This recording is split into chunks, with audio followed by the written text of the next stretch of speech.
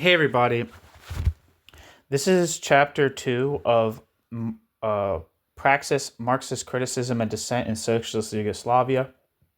Chapter 2 is the critique of Marxism as ideology. And it starts with some quotes. Quote, criticism has plucked the imaginary flowers from the chain, not in order that man shall bear the chain without caprice or consolation, but so that he shall cast off the chain and pluck the living flower. The criticism of religion disillusions man so that he will think, act, and fashion his reality as a man who has lost his illusions and regained his reason, so that he will revolve about himself as his own true sun.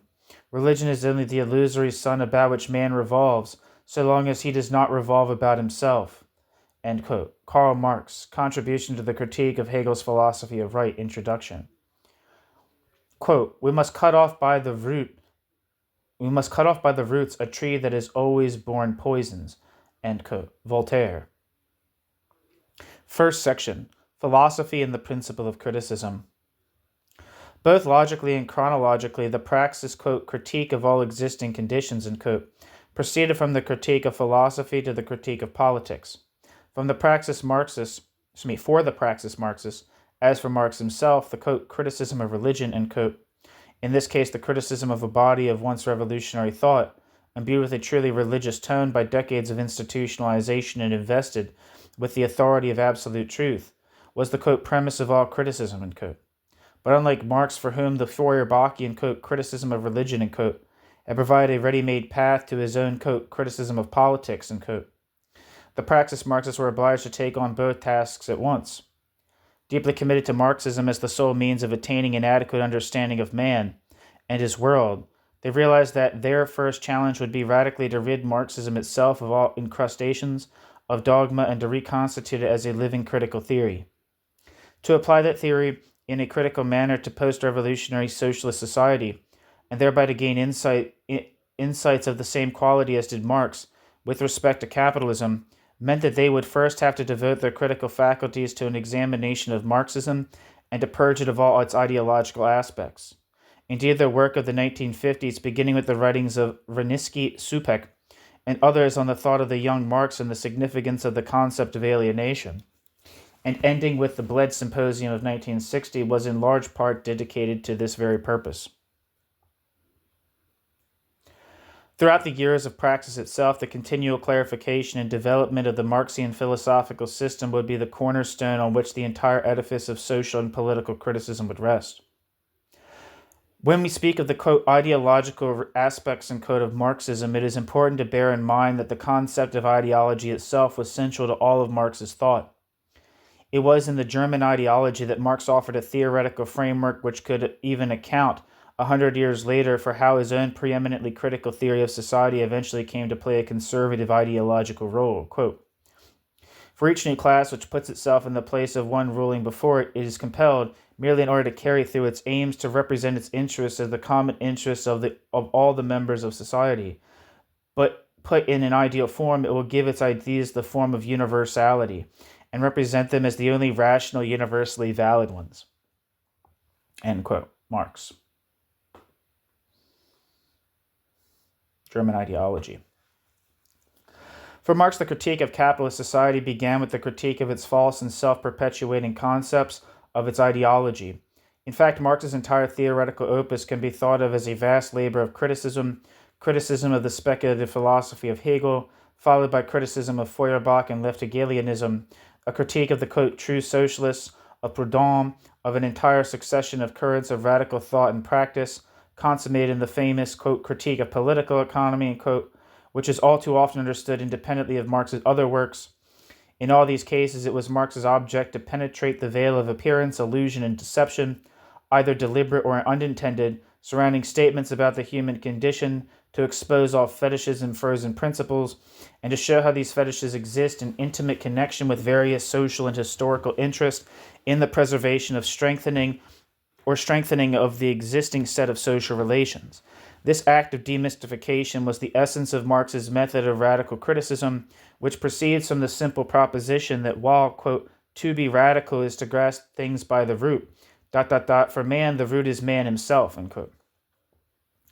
At all times, it was a fundamentally humanistic view of the world and a positive vision of the virtually limitless capacity of man to transcend the narrow limits imposed on him throughout history by both nature and society that constituted the guiding spring of Marx's critical work. And it was this spirit which the Praxis Marxists hoped to recapture from the Stalinist past by subjecting Marxism itself to a critical analysis. The scope of the task of philosophical reevaluation and reconstruction which the Praxis Marxists set for themselves was formidable. In 1964, in the midst of the French Communist Party's self-conscious examination of Stalinism, Merleau-Ponty described this undertaking as a, quote, Herculean task. Quote, to remain faithful to what was once. Quote, to remain faithful to what one was, to begin everything again from the beginning. Each of these two tasks is immense. In order to state the precise respects in which one is still a Marxist, it would be necessary to show just what is essential in Marx and when it was lost. One would have to point out the fork at which he stood on the genealogical tree if he wanted to be a new shoot off the main branch, or if he thought of rejoining the trunk's axis of growth, or if, finally, he was reintegrating Marx as a whole into an older and more recent way of thought, of which Marxism was only a transitory form. In short, one would have to redefine the relationship of the young Marx, to both to Hegel, and that whole tradition to Lenin, of Lenin to Stalin, and even to Khrushchev, and finally the relationships of Hegelo-Marxism to what had gone before it, end quote. Merleau-Ponty, in the book Signs, translated by Richard C. McCleary, published in English, and the translation published in 1964. The actual project undertaken by the Praxis Marxists was no less far-reaching. Their revolt against a dogmatic institutionalized theory parading the name of Marx involved a painstaking reappraisal of the origins of Marxist thought, and particularly its relationship to the Hegelian dialectic. It involved bold reconsideration of current schools of philosophical thought in the West that had been reviled by the spokesman of official Marxism, but which seemed to be of particular importance to the revitalization of Marxian thought, as well as a new look at the thought of many Marxian thinkers who had been anathematized as, quote, renegades and, quote, bourgeois philosophers, end quote, by regime ideologists. In all this, the Praxis Marxists were not, of course, unique.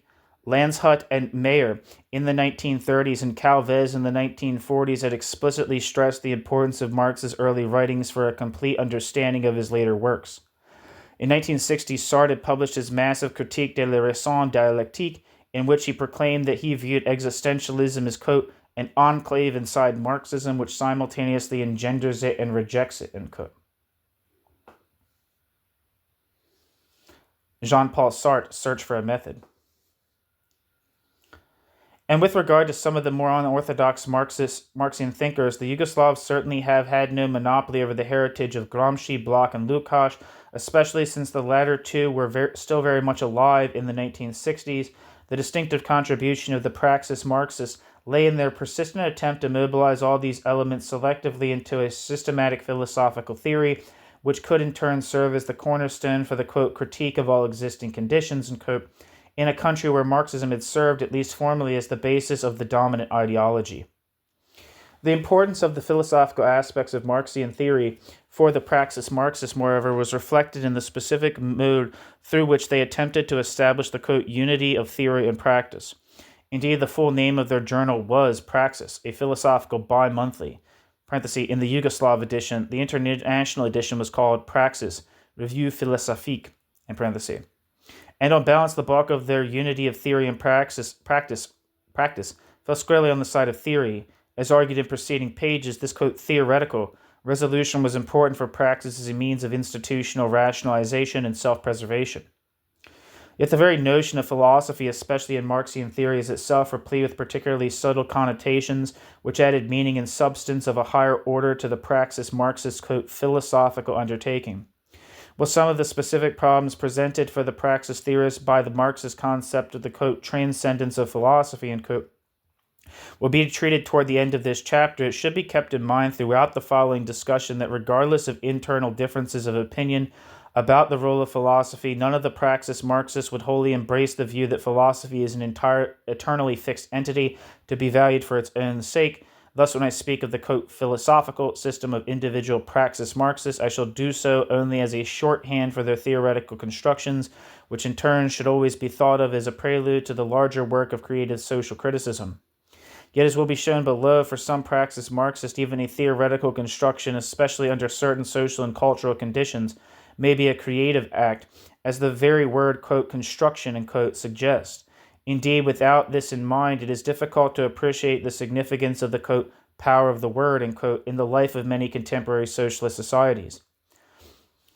New section, the return of the revolutionary subject.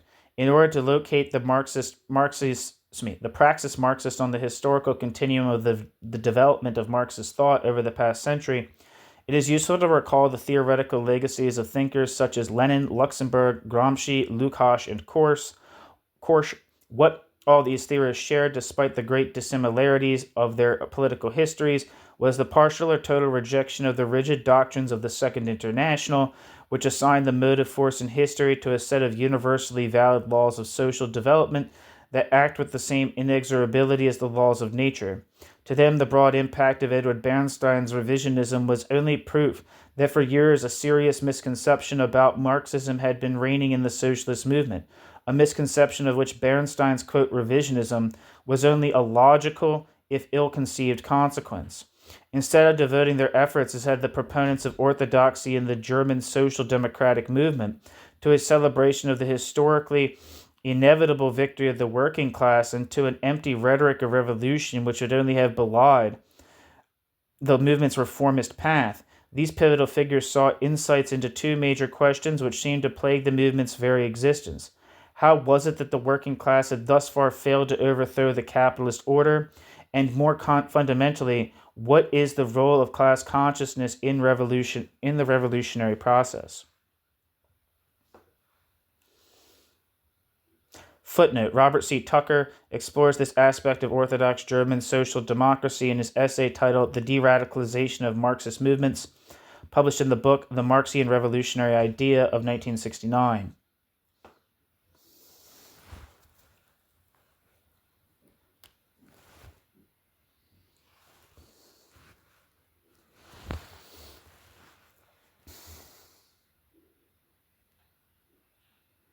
End footnote. Where am I?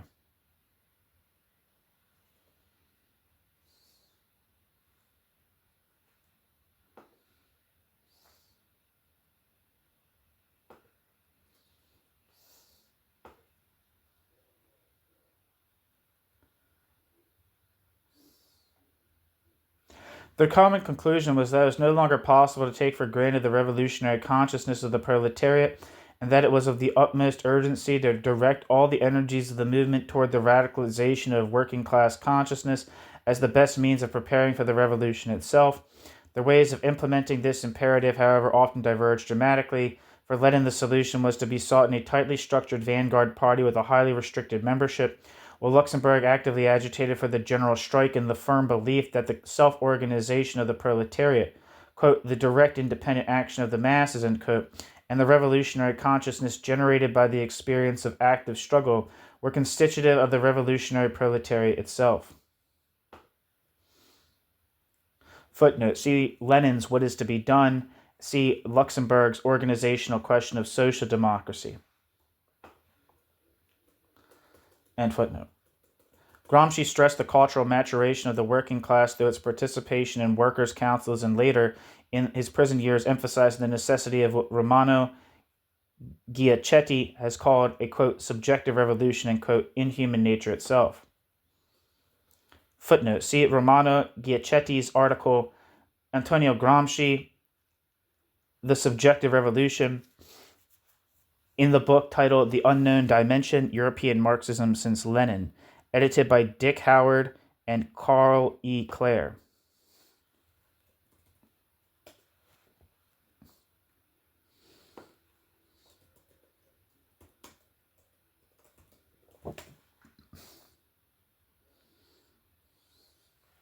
Sorry, I wanted to download this book.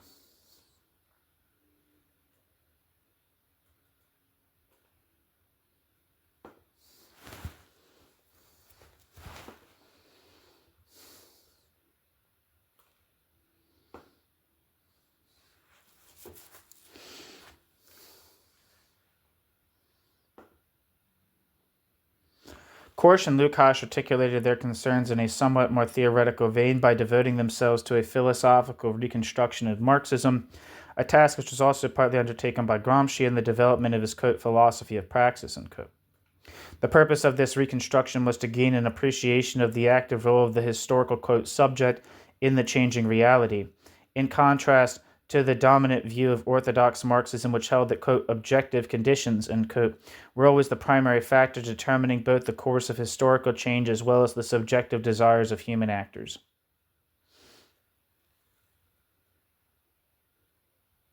The practical implications of this new perspective were well summarized by Lukács in his book History and Class Consciousness, where Lukács asserted, reminiscent of Lenin, that, the class consciousness of the proletariat, the path of the process, the truth of the process as, subject, is itself far from stable and constant.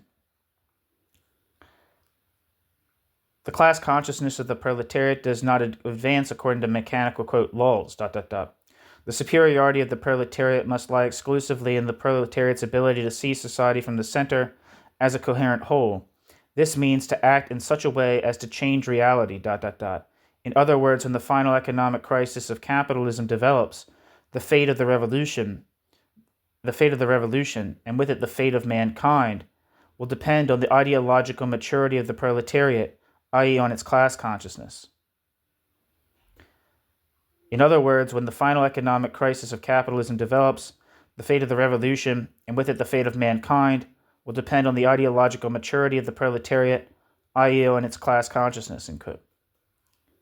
What emerged from Lukács' re-examination of the philosophical structure of Marxism was a fundamentally new theory of human existence in society. New, at least in the sense that it had heretofore been lost in the still undiscovered manuscripts of the young Marx. Lukács' conceptual point of departure was not accordingly the young Marxist theory of alienation, but instead the theory of commodity fetishism set forth by Marx in the first volume of Capital. His method consisted in analyzing the subject-object relationship as it had developed in classical German idealism from Kant to Hegel, and its metamorphosis in Marx's theory of human praxis.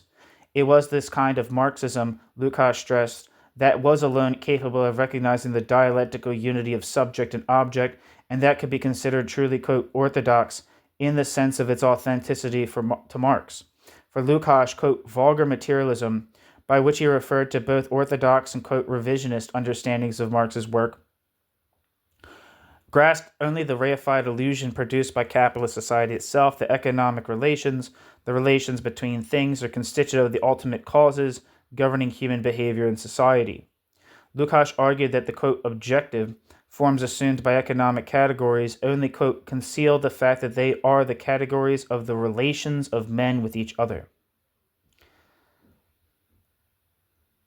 And that it, is not the primacy of economic motives in historical explanation that constitutes the decisive difference between Marxism and bourgeois thought, but the point of view of totality, Lukács.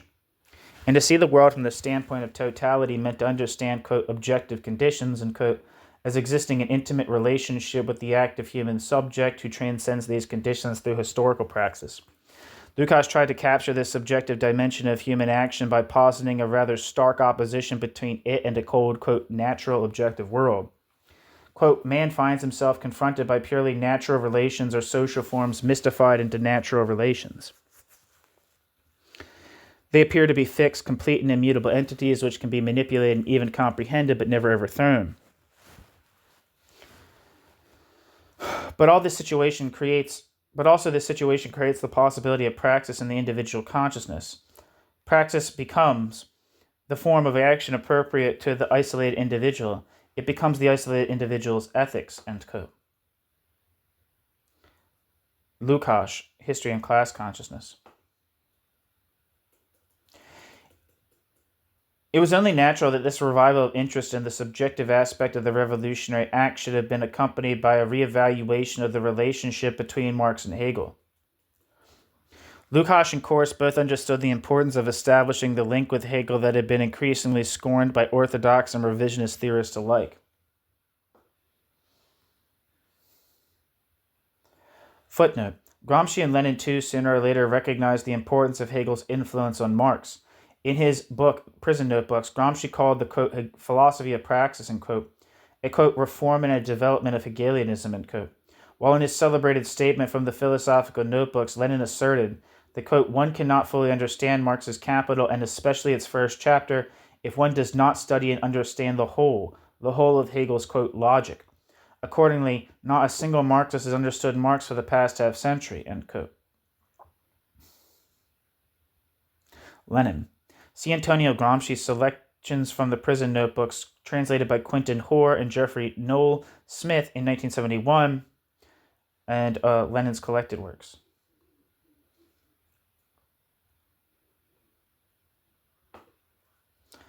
And footnote. After World War II, it was Ernst Bloch who attempted to direct attention to Hegel's dialectic of subject and object in the context of the totally ossified doctrines of Stalinized Marxism and its negative, condescending attitude toward Hegel. Bloch would initially, after the defeat of the Nazis, move to the Eastern Bloc, but eventually found it intolerable and therefore moved to, not the Eastern Bloc, East Germany, the GDR, and moved to the Federal Republic of Germany. For in the canons of Soviet philosophy, Hegel, together with German idealism as a whole, represented no more than, quote, the aristocratic reaction to the French Revolution, end quote. Bloch, in contrast, sought to stress the revolutionary dimensions of Hegelian dialectic and to demonstrate that only a proper evaluation of the dialectic could yield a true appreciation of Marx's work.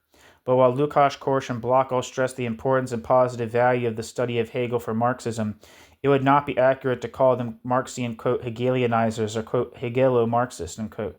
The common position was that while Marx transcended Hegel critically, Marx never abandoned the dialectic in its humanized form, nor did Marx ever lose sight of the reality constituting role of the human subject, perhaps the most important lesson that classical German idealism had to offer. It was in this tradition, one which concerned itself above all with the restoration of man to his rightful place in Marxian theory as the subject of revolutionary action, that the Praxis Marxist followed. To be sure, it would be an oversimplification to characterize Praxis Marxism as a whole, as a mere imitation or a direct development of the idea of Lukács, Bloch, or indeed of any single school of thought. Praxis Marxism was instead the result of the independent efforts of several theorists to come to grips with the most challenging problems of Marxian theory from the perspective of often quite diverse philosophical traditions. Gayo Petrovich, for instance, first studied Soviet dialectical materialism in Moscow and Leningrad in the late 1940s and moved on to a critique of Plekhanov and British positivism in the 1950s, yet on the whole Petrovich, like his Zagreb colleagues Milan Kundera and Danko Grlić, especially after the late 1950s, was perhaps the most deeply influenced by the thought of Heidegger and German existentialism. There's two footnotes here. First footnote. In his famous Subject-Object of 1949, Bloch even went so far as to claim in a strongly Hegelian vein that in a theory of praxis, quote, the subject must possess superiority within the world dialectical subject-object relation, end quote. Otherwise, he argued, quote, there would be no measure precisely for externalization, for alienation and objectivity, and there would be no active contradiction of the subjective factor which in this measure, could destroy inadequate objectivity in alliance with the contradictions within it, end quote. Bloch. And footnote. Footnote. The impact of Heidegger and Petrovich's work is most clearly evident in his seminal inquiry into the concept of praxis in the article titled Praxis and Being, published in the book Marx in the Mid-20th Century. Petrovich's concern with analytic philosophy is reflected in his studies of British philosophy, while his major essay on the theory of reflection, also in the book Marx in the Mid-20th Century, bears a strong imprint of the analytic method, although its argument differs in several respects from both traditional and modern schools of British philosophy.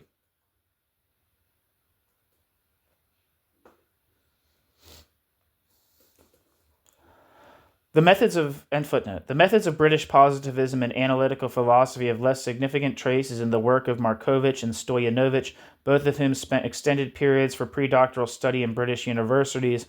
The astute intellectual historian will find evidence of other schools of thought as well, including the, quote, critical theory of the Frankfurt School, French existentialism, a touch of Kantian ethics, and even dialectical materialism. Indeed, it is tempting to make sense out of the extraordinary diversity within Praxis Marxism by searching for some convenient intellectual scheme that would enable one to undertake an orderly theoretical analysis.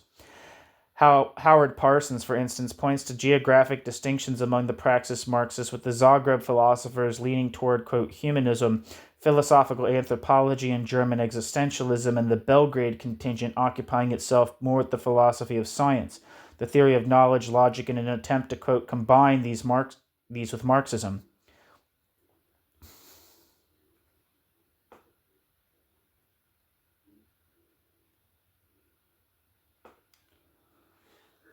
But such a simplistic characterization, which while appealing is not altogether satisfactory.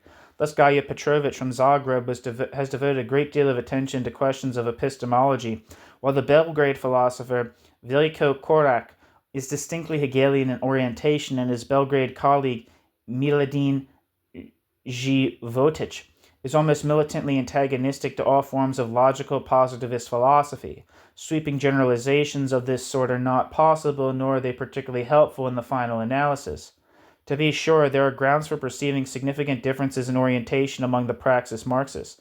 The Czech philosopher Milan Prucha, or Pruha, has observed that, quote, philosophical anti-Stalinism from the very beginning was divided, into discussions that were not always public but passionate just the same. How is the true significance of Marxist philosophy to be interpreted? How are the contradictions between, quote, scientism and philosophical anthropology to be bridged? End quote. Milan Prucha. It is certainly true that within the Praxis group there are some philosophers more inclined toward positivist thought than others, just as others are intellectually closer to the tradition of classical German philosophy. Over the years, these very differences have stimulated vigorous debate among the Praxis Marxists and have added to their thought a degree of depth which would have perhaps been otherwise unattainable. Footnote. In this connection, one of the most interesting contrasts to be found in the way in which different Praxis Marxists approach the problem of positive science. Markovitch, with his proclivities towards the study of logic and the philosophy of science, is inclined to accept, within certain limits, the validity of scientific laws based on empirical generalizations about the existing world, always keeping in mind the inability of positivism to free itself of its own philosophical assumptions, and positivism's basically conservative nature. Within these bounds, however, Markovitch does feel that science can at least inform man of the likely consequences of given actions and offer to him alternative courses of action among which only the human individual or collectivity is able to choose. Markovitch has also attempted to demonstrate the possibility of modifying the notion of causal determination by tempering it with probability theory.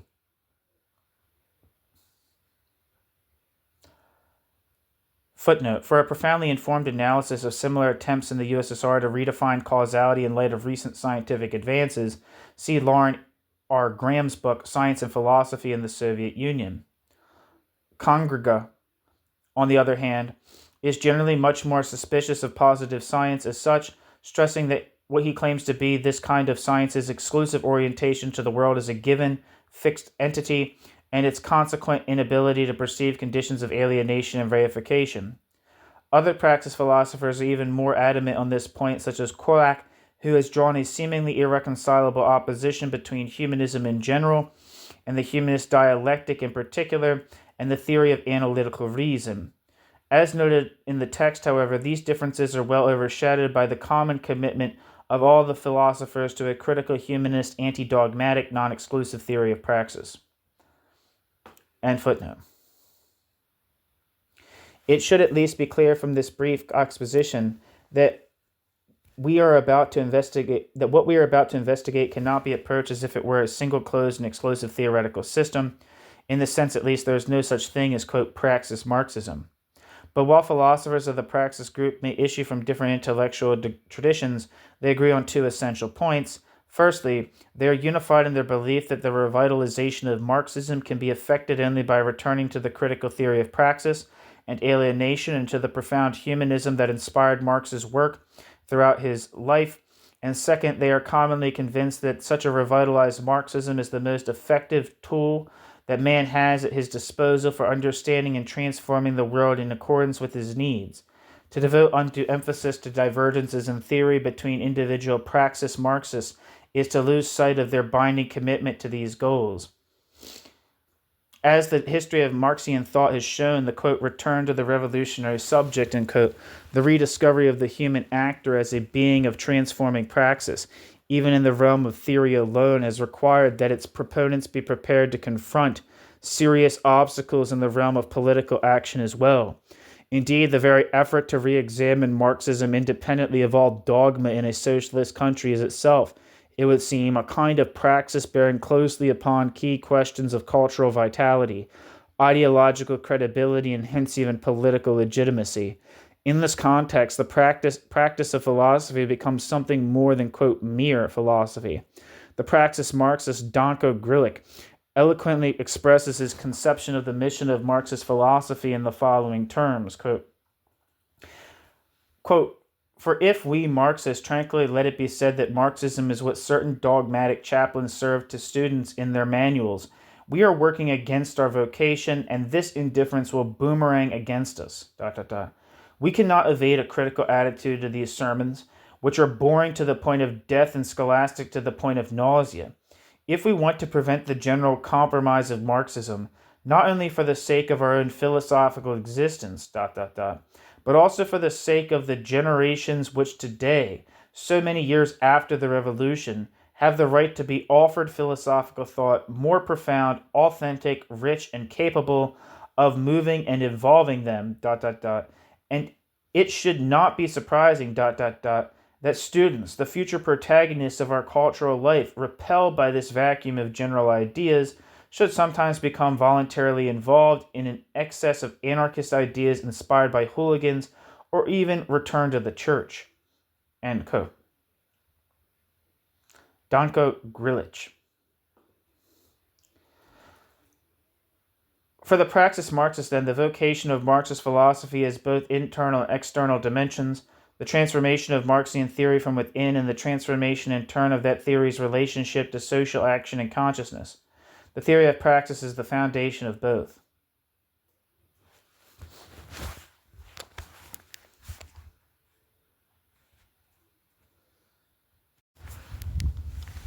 New section, Praxis and Alienation.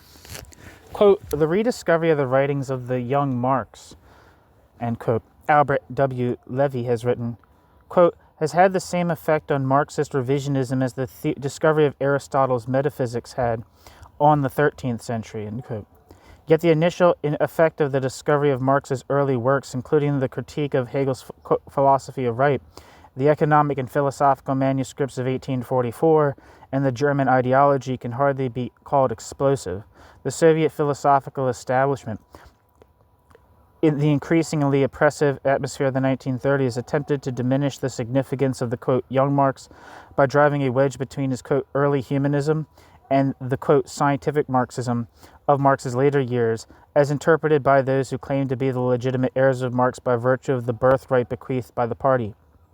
As Petrovich points out, the philosophers of Stalinism may well have seen something inimical to the very structure of Stalinism in the attempt to, quote, revise dogmatic Marxism by re-examining it from the standpoint of the young Marx's militant humanism.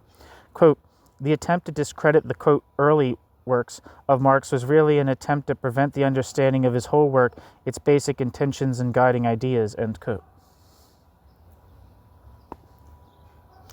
Gaya Petrovich.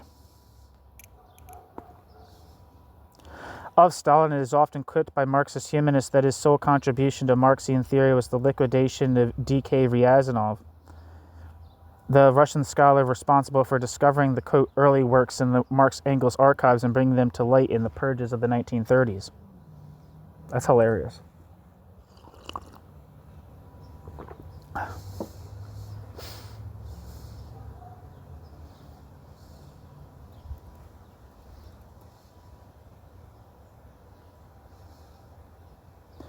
After the Second World War, a variety of circumstances combined to reopen the issue of the young Marx. In Yugoslavia, as described in the preceding chapter, a cautious interest in emancipating Marxism from its old and tired forms was given encouragement by the complex set of conditions and events commonly subsumed under the rubric of the, quote, common form break, as well as by subsequent internal developments in Yugoslav political and cultural life. In the other countries as well, scholars began to re-examine Marxism in the fresh light of Marx's early writings on alienation contained in the 1844 manuscripts, although it was not really until the 1960s that this new interpretation began to gain a significant degree of acceptance. Once it did, however, its effects were felt well beyond the narrow boundaries of Marxismus Studien, helping to bring about something of a revolution, although in some areas more gradual than in others, in the way in which social science regards itself as well as its object of study.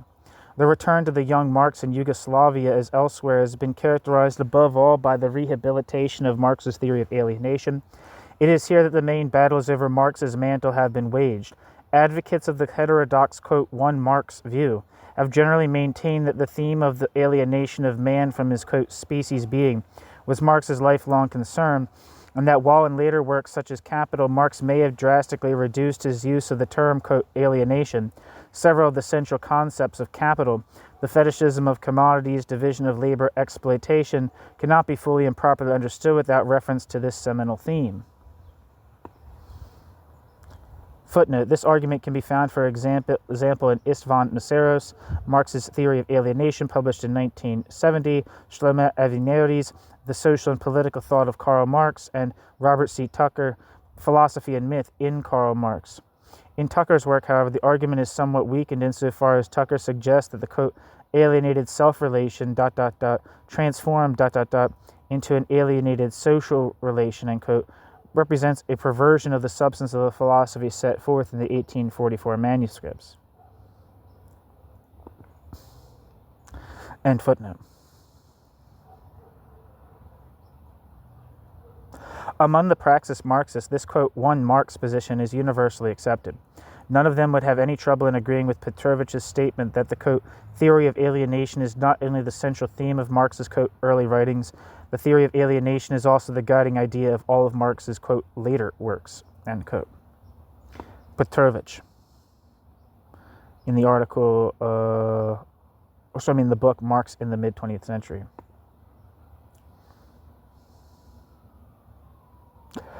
In Soviet philosophy, on the other hand, the general accepted position holds that Marx rejected the alienation theme shortly after he wrote the 1844 manuscripts, an interpretation also embraced by the French Marxist Louis Althusser when he speaks of a, quote, epistemological break in which Marx abandoned the, quote, anthropological problematic, end quote, of his so-called young Hegelian period. For the Praxis Marxists, however, it is precisely Marx's humanism, the humanism which Althusser treats with such disdain, that is the very touchstone of the critical power of Marx's work. Any attempt to factor humanism out of Marxism is for the philosophers of Praxis to deprive Marxism of its critical thrust and to transform Marxism instead into an uncritical form of ideology. Indeed, Petrovich views Althusser's writings on Marxism as, quote, basically attempts to save Stalinism by giving it apparently a more, quote, learned and, quote, Western form, end quote. Petrovich. And I think that's a generalized consensus among everyone except Althusserians. The theory of alienation, in turn, is intimately linked to a theory of praxis, and it can be argued that for Marxism it is indeed the latter which is the more fundamental. The word, quote, alienation indicates, literally, an artificial separation of one entity from another with which it had been previously improperly conjoined. The question then arises, in the case of human alienation from what? What it might be tempting to respond with phrases such as, quote, alienation from human nature, end quote, alienation of man from his essence, end quote, or, quote, alienation from man's species being, end quote. The Praxis Marxist Milan Kongrega warns that the greatest care must be taken in this regard, since Marx himself constantly warned against viewing human nature as an abstract fixed category.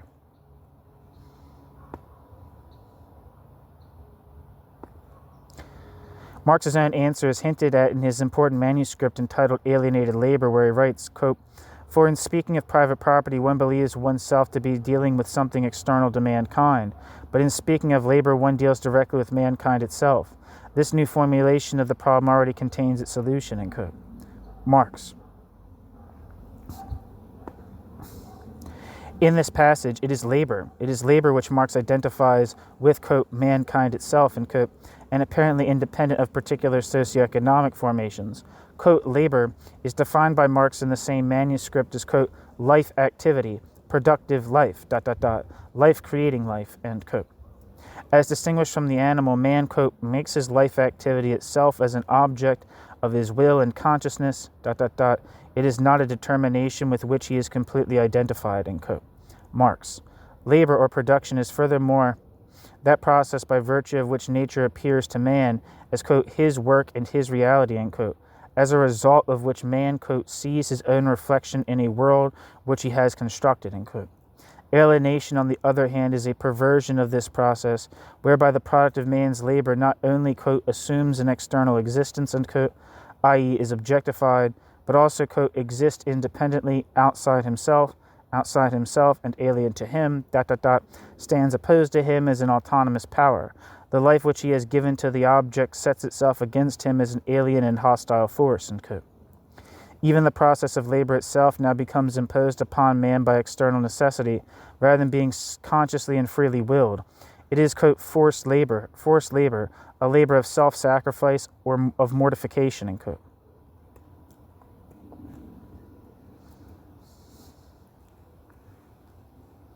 One second.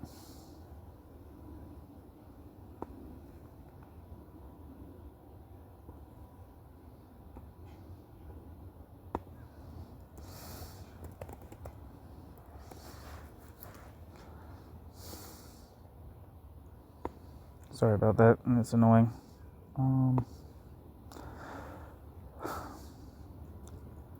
Let me repeat that last sentence.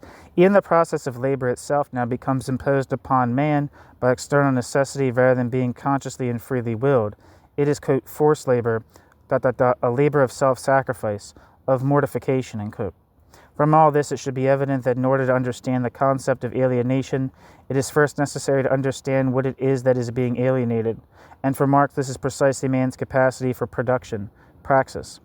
The category of praxis, however, includes more than, quote, labor in the industrial or economic sense alone.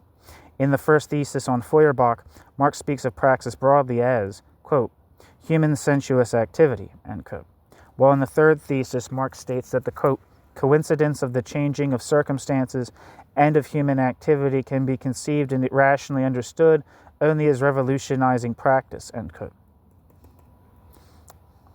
Marx.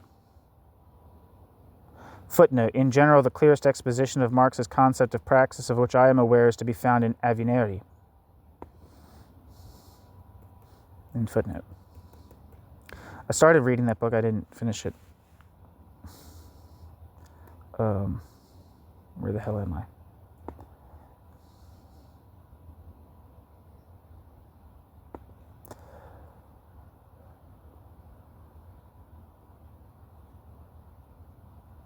Indeed, it is Petrovich's argument that for Marx, man's very activity as an economic animal, including man's labor, is alienated insofar as it is torn out of the context of the totality of human existence. And it is precisely this point which is the very cornerstone of Marx's critique of alienated labor.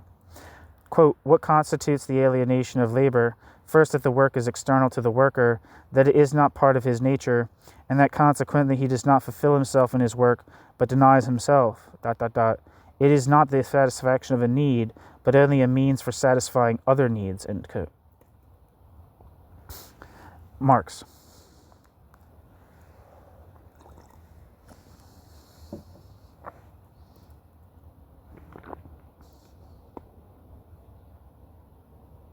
Wait, is that Marx? Actually, I think that's Petrovich. Excuse me, I'm sorry about that. Quote, praxis, then, is much broader than the sphere of what is normally defined as productive labor.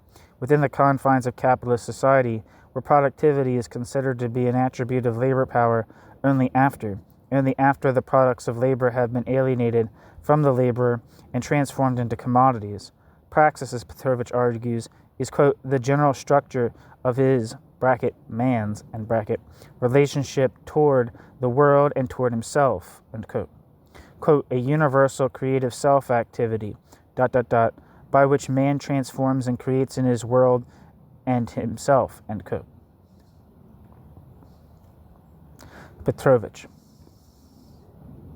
Markovich, similarly, argues that praxis embraces more than material labor alone, on the ground that not all practical activity occurs within spatial coordinates, nor can it be readily observed as an industrial labor activity such as observation, the production and interpretation of statements and emotions, the selection of values, and so on. What is definitive of practice, as a general category for Markovich, is that by means of it man purposefully changes his natural surroundings, creates various forms and conditions of social life, and creates himself precisely by changing his environment. Thus Markovich defines praxis as, quote, conscious, goal-oriented social activity, end quote. That activity, quote, in which man realizes the optimal potentialities of his being, and which is therefore an end in itself, end quote. Markovich.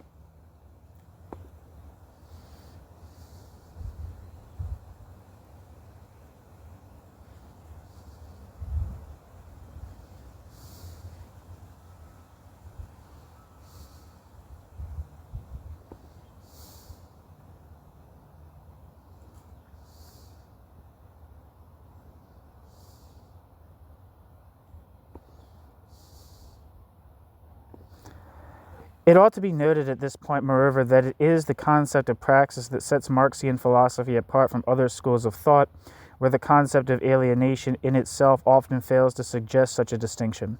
Marxism differs most emphatically from existentialist philosophy, for instance, in that the former finds no necessary identity between alienation and human existence itself. In his early manuscripts, Marx took special care to distinguish between the objectification of essential human powers and their alienation, understanding this alienation to be the consequence of particular social formations, but never a consequence of human activity alone. As the Polish Marxist Adam Schaff has pointed out, Marx investigated alienation, quote, from the point of view of his search for ways of overcoming it, end quote, not with an eye to proclaiming alienation an essential feature of the human condition. Indeed, for Marx, it is the very consciousness of their alienated condition that drives human beings toward a praxis that is both world-transforming and self-transforming.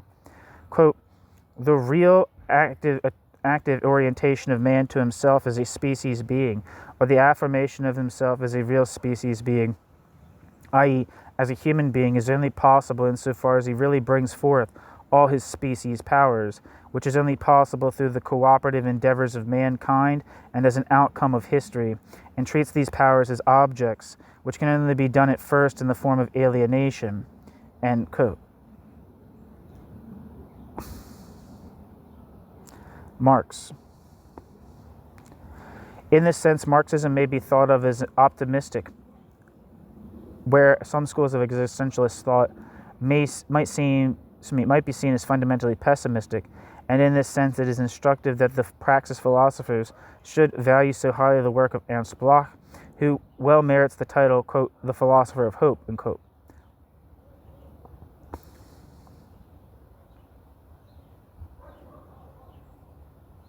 And that, quote, that title is from an article by Jürgen Rühle titled The Philosopher of Hope, Ernst Bloch.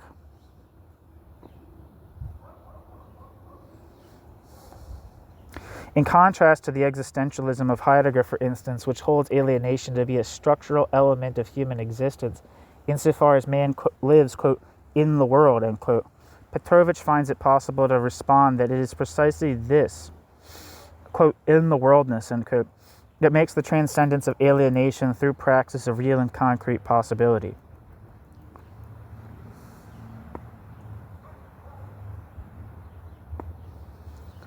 In the same way, the principle of praxis distinguishes the Marxian theory of alienation from fundamentally religious interpretations of alienation that see in the mind-body antinomy an eternal basis for alienation and seek a spiritual solution to the dilemma. Marx somewhat condescendingly spoke of this viewpoint as representing an embodiment of, quote, the Christian German principle, end quote, the struggle by man, quote, against his own internal priest, end quote. Marx. The Holy Family. Marx and Engels, The Holy Family. From the very beginning, it was Marx's contention that the contemplative posture would not suffice to reconcile the two warring parties.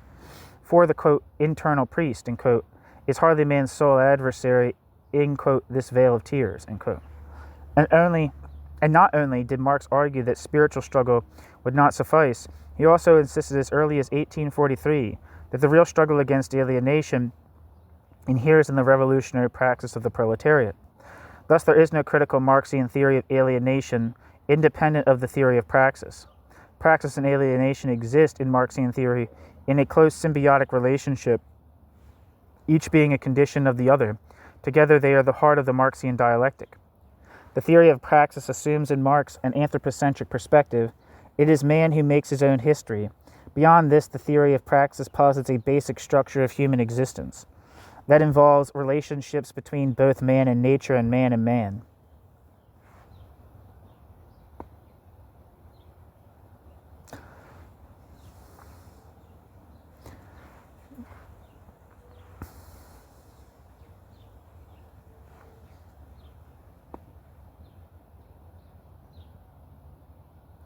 Footnote. It is tempting in this connection to speak of a theory of, quote, human nature, end quote, and indeed it is possible to find passages where Marx explicitly refers to such a concept with approval. As Vernitzky points out, in the 1844 manuscripts, Marx speaks of communism as the, quote, real appropriation of human nature through and for man. The, quote, real appropriation of human nature through and for man, end quote. Marx.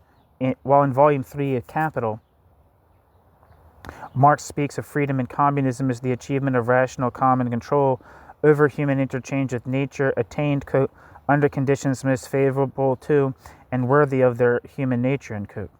In addition, there is the famous footnote in Volume 1 of Capital, where Marx complains that in elaborating his notion of utility, Bentham failed to consider its relationship with human nature.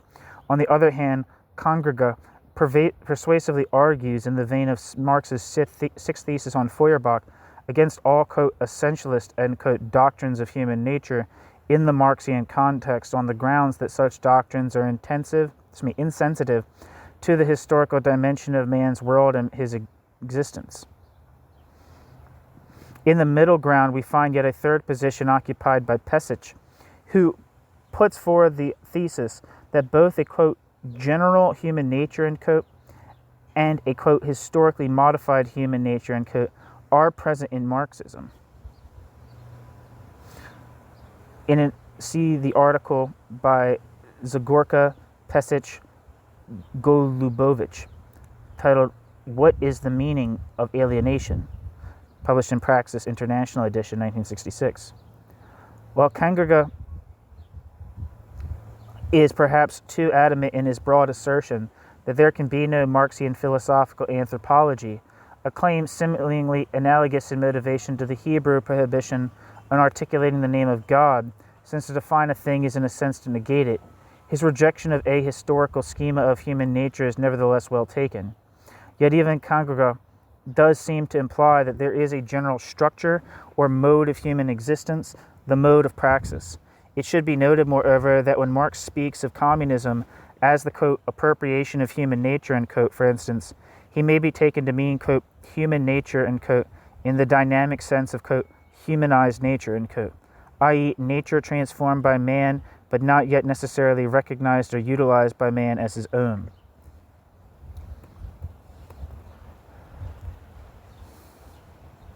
End footnote. Footnote. In the following exposition, I am conscious of making a potentially misleading distinction between, quote, between the, quote, man nature and, quote, man, and, quote, relationships. With regard to the former pairing, man nature, which I see as the possible source of confusion, I should reassert that the category of, quote, nature can all include human nature as well. In this way, praxis can be sensibly understood as the changing of both nature and man.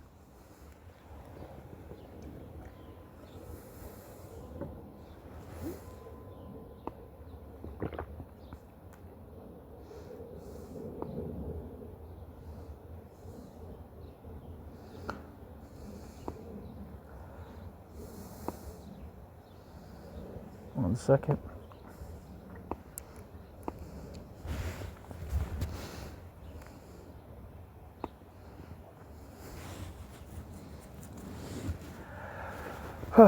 Where am I? Sorry. Computer, come on, you little bastard.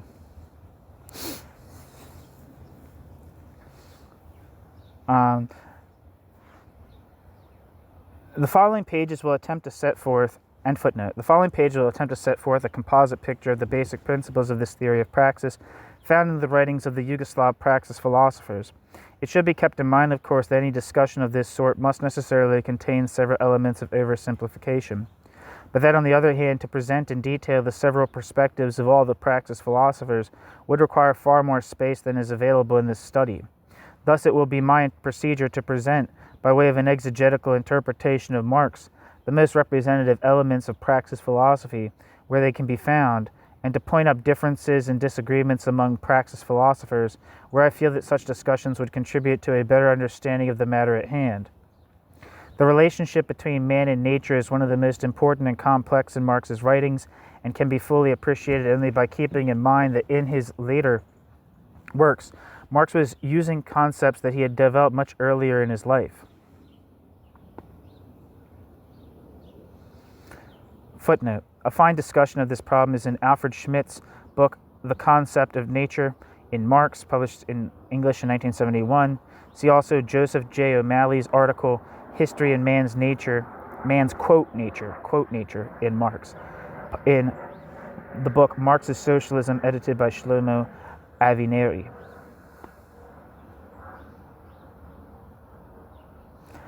End footnote. To judge from the preface to the first edition of Capital, Marx conceived of, quote, natural laws of capitalist production and social development, laws which work, quote, with iron necessity towards inevitable results, end quote. Capital Volume 3.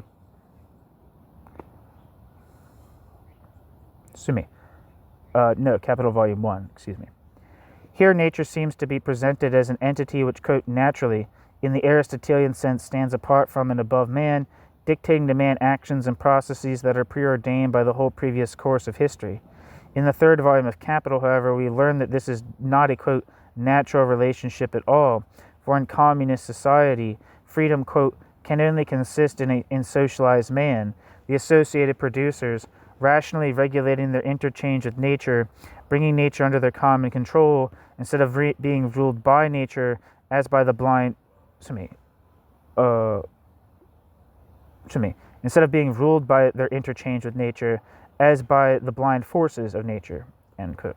Marx, Capital Volume 3. Indeed, it is for Marx precisely the fact that man in capitalist society is governed by economic laws whose making and execution are entirely independent of him, giving way to economic crises and the misery of one part of the population at no expense to the other. And giving way to economic crises and the misery of one part of the population at no expense to the other, that this society must be transcended and the man-nature relationship subordinated to the conscious and rational control of the producers, as Petrovich states, a society in which, quote, natural laws of social production reign supreme is not a truly human society.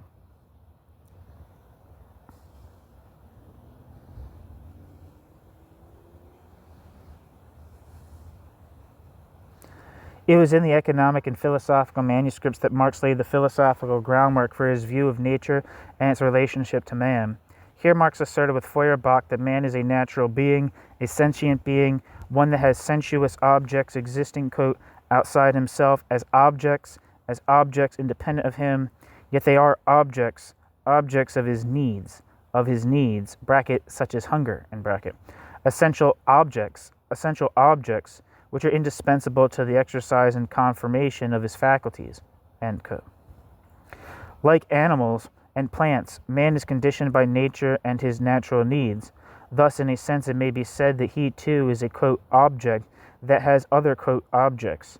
What distinguishes man from other, quote, natural beings, for Marx, is that man, quote, is a human natural being, a being for himself, and therefore a species being, and as such, he has to express and authenticate himself in being as well as in thought, end quote. Marx. In Capital, Marx clarified this point in an often quoted passage, quote, "But what distinguishes the worst architect from the best of bees is this, that the architect raises his structure in imagination before he erects it in reality. At the end of every labor process, we get a result that already exists in the imagination before he erects it in reality." End quote.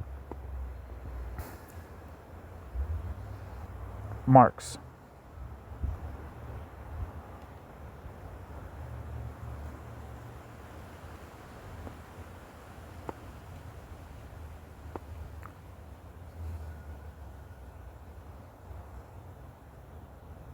So the first quote the first quote was from Economic and Philosophic Manuscripts. The next was from Capital, Volume 1.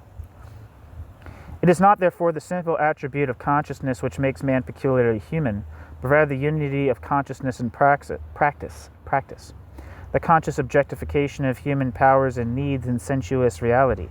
The material for this process of objectification is provided by nature.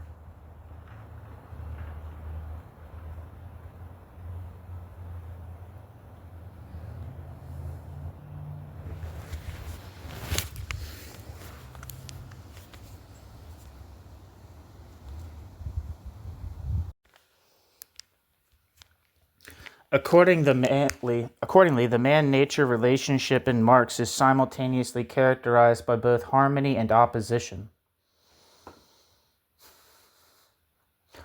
Footnote: Jean Starobinsky makes a similar point with respect to Rousseau in his book Jean-Jacques Rousseau, De Transparence et Vobstacle and Passim. A comparison between the views of Rousseau and Marx on nature and labor is of more than passing interest, since Rousseau seems to have played an important role, if secondary to that of German philosophy, in Marx's intellectual development, and there is much to be learned from a parallel analysis of the two. For such an analysis, see Miseros.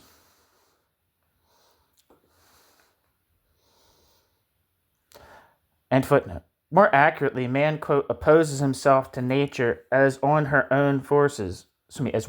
nature's own forces, setting in motion arms and legs, heads and hands, the natural forces of his body, in order to appropriate nature's production in a form adapted to his own wants. End quote. Marx, Capital, Volume 1. In his effort to transform nature, to create through the application of free conscious activity a new nature, but now a nature corresponding to man's needs, man humanizes nature, and distinguishes himself from other living beings. Through praxis, man negates the alien and threatening properties of brute nature, appropriating brute nature to himself and bringing brute nature under his control. It is this process of transcending nature and human limitations imposed by nature that Marx calls, quote, history.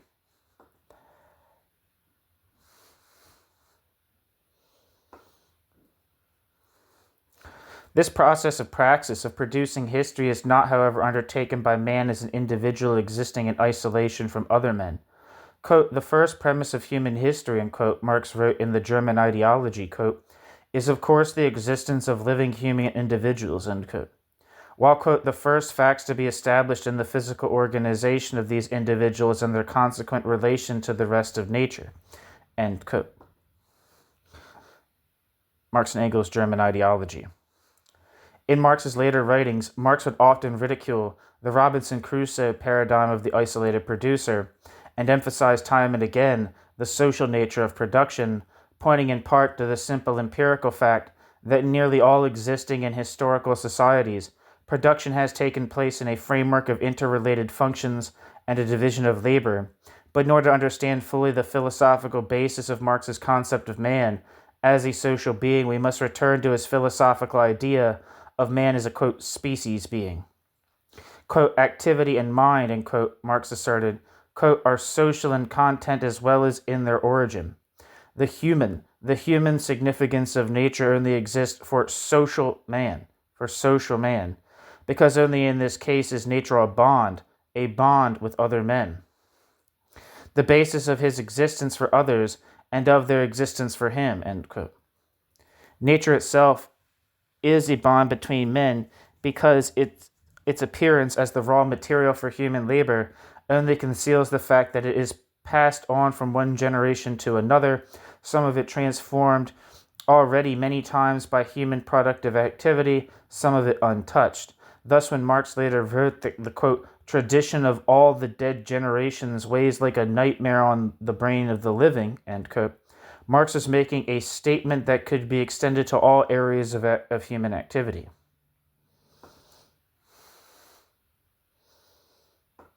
And that quote is from the 18th Brumaire. Even what is, to all appearances, the most isolated and individualistic act involves a bond, often unconscious, with the rest of humanity. Quote, when I carry out scientific work, etc., an activity which I can seldom conduct in direct association with other men, I perform a social, because human act. It is not only the material of my activity, such as the language itself, which the thinker uses, which is given to me as a social product. My own existence is a social activity. For this reason, what I myself produce, I produce for society and for the consciousness of acting as a social being. End quote. Marx. Lest it seem that, quote, my own existence is a social activity, end quote, merely asserted what should have been demonstrated, it ought to be emphasized that this statement was grounded in the mode of existence that Marx posited in the theory of praxis. When man objectifies his powers in the object of labor, he reproduces himself, quote, actively and in a real sense, and he sees his own reflection in a world which he has constructed, end quote. Thus, the very act of production, the act which Marx considered the essential characteristic of man, is one in which man becomes aware of himself as an object, and as a potential object for other men.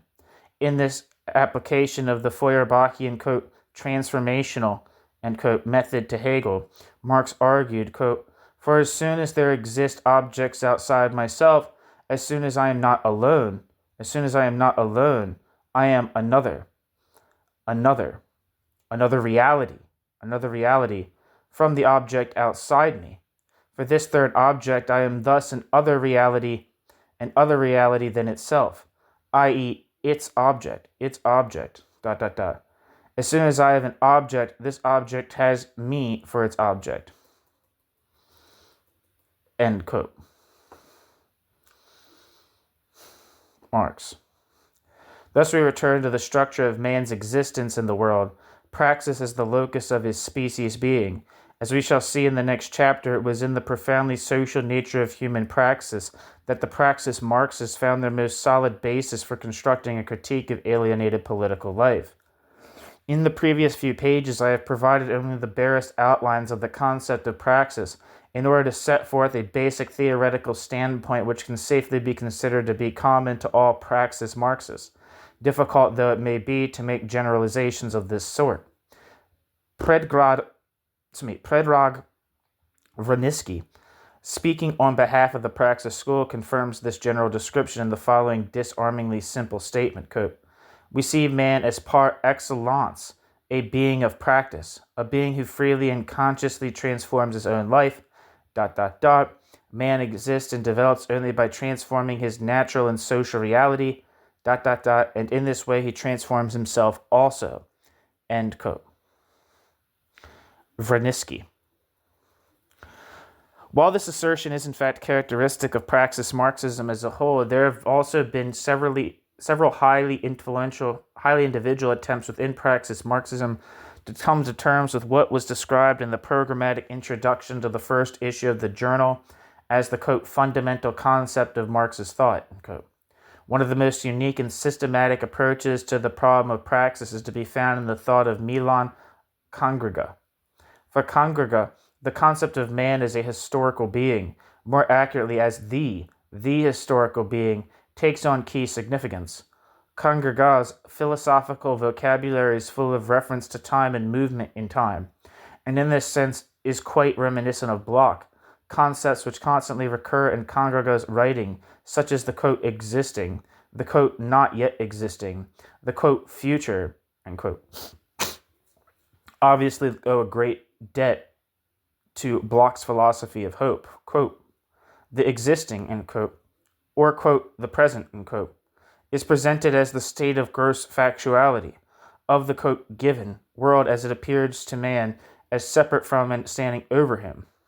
To appreciate the inadequacy of the quote, existing, we should have to start from the question that Congrega, assuming the centrality of the praxis alienation nexus, poses in Kantian fashion. How is alienation possible? Alienation is inconceivable in a world that has only, quote, the present, end quote.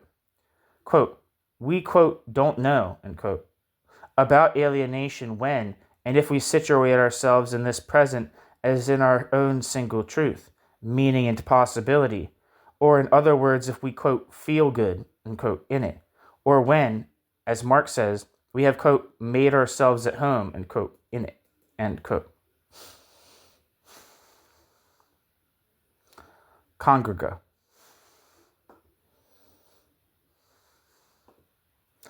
Thus, Congrega argues that the praxis alienation problematic has meaning only with reference to the future, within a framework of becoming, Here, once again, he demonstrates his affinity with Bloch and the larger movement back to the Hegelian origins of Marxism. Human existence itself is revealed as constant movement, man in the process of becoming. Quote, man alienates himself from this, quote, not yet himself, end quote. When he ceases to want to be that which he is not yet, when he ceases to be in action, when he ceases to be authentically,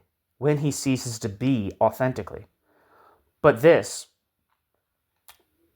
bracket, the quote, not yet himself, end quote, end bracket, and that bracket in bracket was from the author, Gerson as Sher. But this not, bracket, quote, not yet himself, end quote, end bracket, is never given. And no one or nothing can ever give it. Just as truth cannot be handed over whole, like banknotes, as Hegel says in the Phenomenology of Spirit, he can and must choose, produce, and create it for himself as man. But this, quote, not yet himself, end quote, is never given, and no one or nothing can ever give it, just as truth cannot be handed over whole like banknotes, as Hegel says in the Phenomenology of Spirit. He can and must choose, produce, and create it for himself as man, end quote. Man, for Congrega, is thus the being of the future. His essential life activity, his species being, is a movement toward the future, or as Congrega prefers to formulate it, a historical movement, quote, from the future through the present to the past, end quote. Praxis is the very motivating principle of this movement, quote, negativity following from the creative principle of negativity, end quote, by virtue of which, quote, man is what he is not yet and is not what he already is or what he was. Man is what he is not yet and is not what he already is or what he was, neither past nor present time, but the active, practical, critical, quote, revolutionary, end quote, parenthesis, Marx, and parenthesis, negation of that which he is and was, a turning toward his future which he realizes and infuses with truth in his actions today, now, here, every hour. A turning toward his future which he realizes and infuses with truth in his actions today, now, here, every hour. Man as man lives and acts now. Man as man lives and acts now. In future time, for he negates the present. Through the future, and only in this way is man truly and really, a truly and really historic being, who transforms the existing, natural and social, into a human future full of meaning and potential, unquote. Congrega.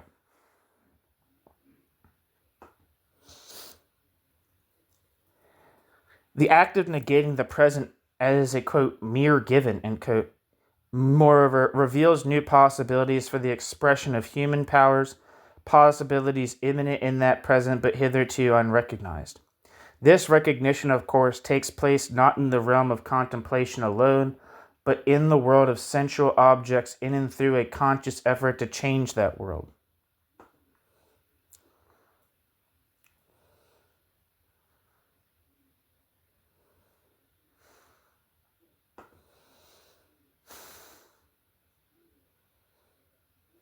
Still, the utopian element in Marxist thought is afforded a place of great importance in Congrega's interpretation.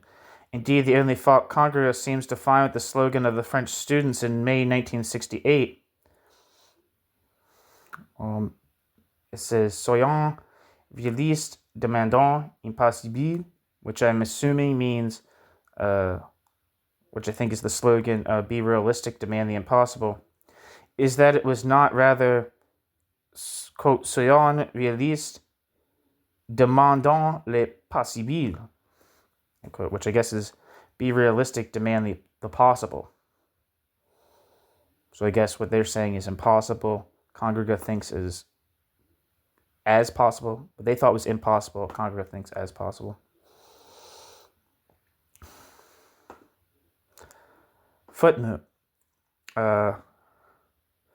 Milan Congrega hesitates even to draw the line indicated by Bloch between the, quote, utopian and the, quote, utopistic, the latter consisting of the abstract fabrication of abstract realities bearing no relation to historical conditions and having no actual reference. Not like as in referent plural. To make even this distinction, Congrega claims is to violate the very, quote, historical character of the utopian, end quote. In other words, insofar as man is the history-making being, he creates those very, quote, objective conditions, to the absence of which the critics of the utopistic might appeal.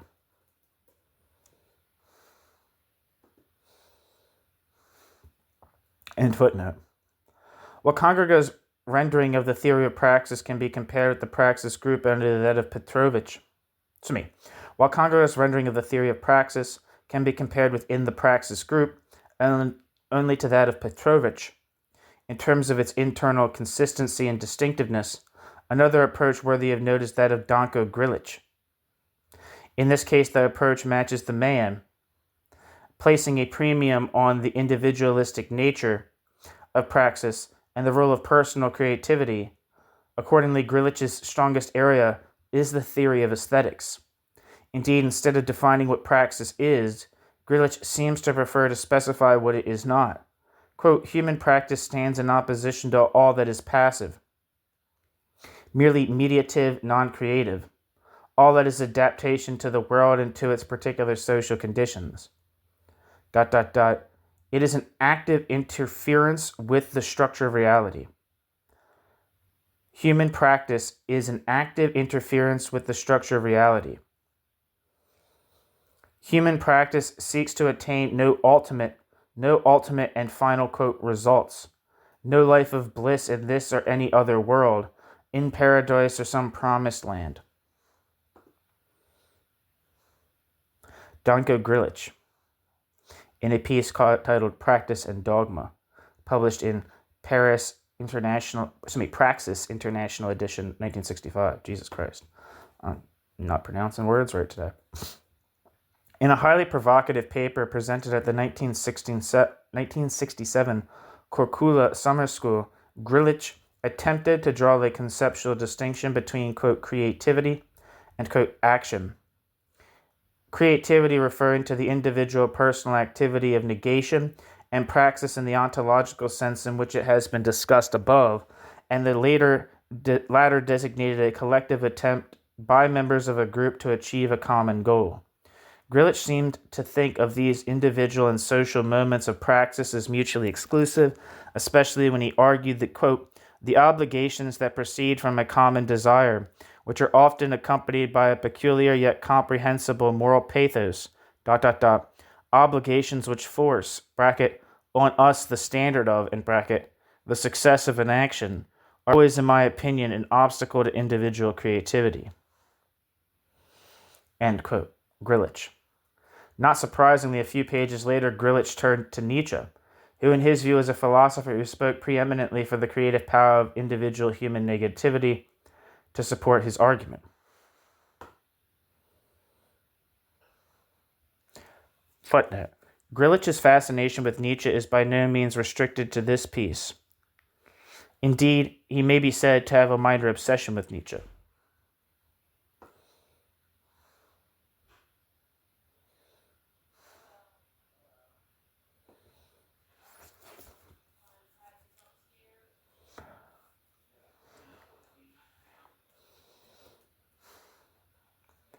And footnote.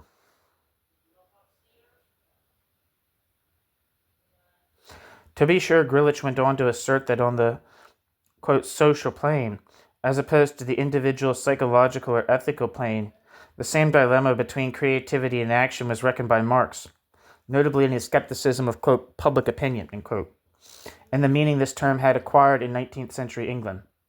Yet after reading the entire essay, one is still left with the impression that if Grillitsch's head was with the author of Capital, then at least his heart was with the lonely and angry author of Thus Spoke Zarathustra.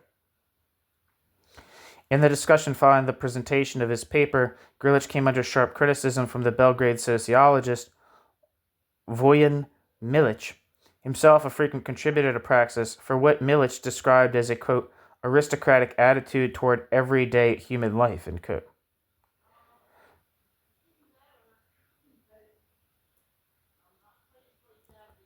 The antinomy between individual and collective action, Milic argued, is not nearly as sharp as Grillitsch would have it had it seem. For one thing, the boundaries between the two are in turn a function of historical and social factors. Some societies, for instance, have valued the effectiveness of given actions, both individual and social, less highly than others, suggesting that the tension decried by Grillitsch between individual creativity and collective success is not a historical constant. Moreover, Milic claimed the social ideas arising from, quote, plebeian movements have been historically more progressive and worthwhile than the aristocratic, quote, nihilism which Nietzsche and others have advocated.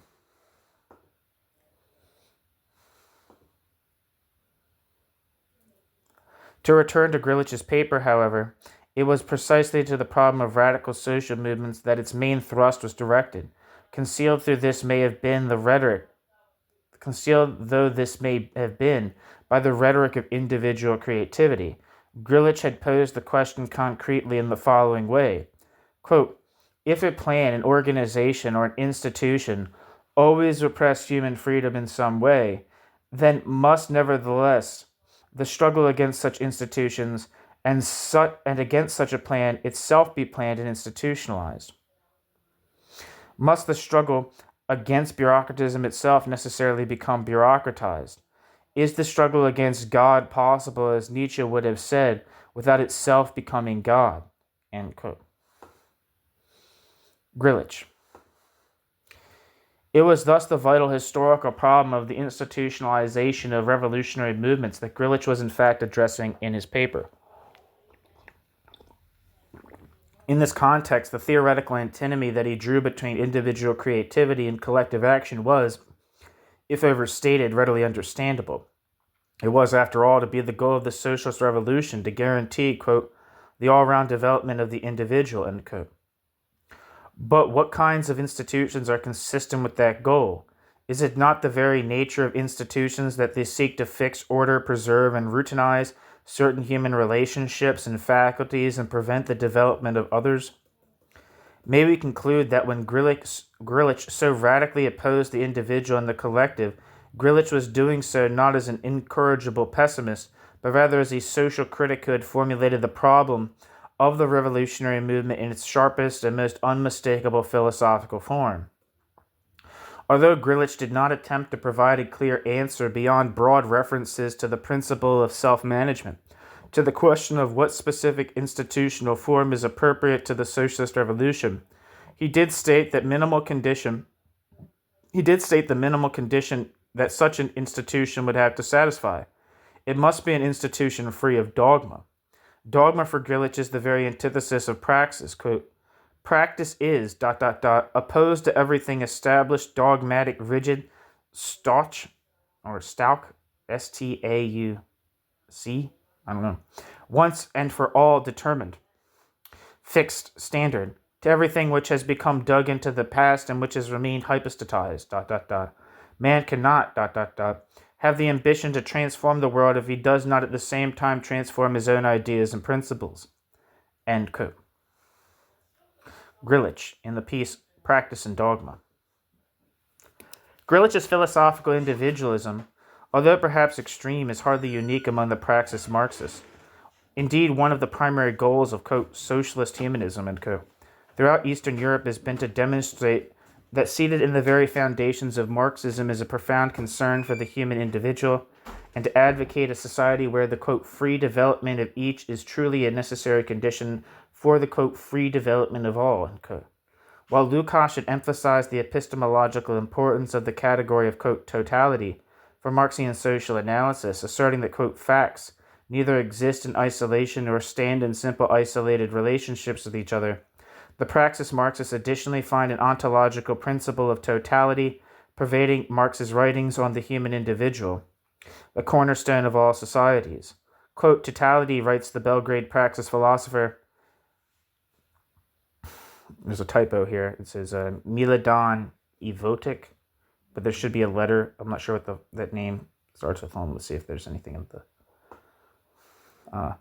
Milodan Životić. Milovan Životić, quote, quote, totality, wrote Belgrade Praxis philosopher Milodan Životić, quote, is not a demand for knowledge of the existing structure of facts, but a programmatic totality, a demand for the conquest of the authentic world, i.e. the world of authentic man, end quote. Milodan Životić, in an article titled The Dialectics of Nature and the Authenticity of Dialectics, published in Praxis International Edition, 1967. Vranitzky, moreover, draws on an intimate link between the category of totality and the theory of praxis. Quote, not one of man's activities exists by itself and for itself alone. Not one can be understood without taking into account whole historical epochs, man's historical experience as a whole, the integrity and polyvalence of his fundamental existence as a being of practice. End quote.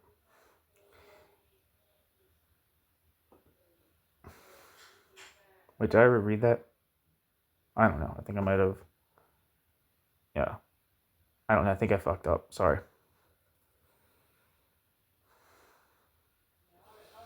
Or maybe I think there's actually a typo here of some kind. Oh, no. Oh, sorry. No, that quote is from Vranitzky, and it's from a piece on the titled On the Problem of Practice. Sorry about that. Of all the Praxis Marxists, Rudy Supek has most comprehensively elaborated the ontological principle of totality in all the ontological principle of totality's ramifications for the study of the human individual. Marx, Rudy Supek stresses, conceives of the individual as, quote, the ideal totality of society, end quote.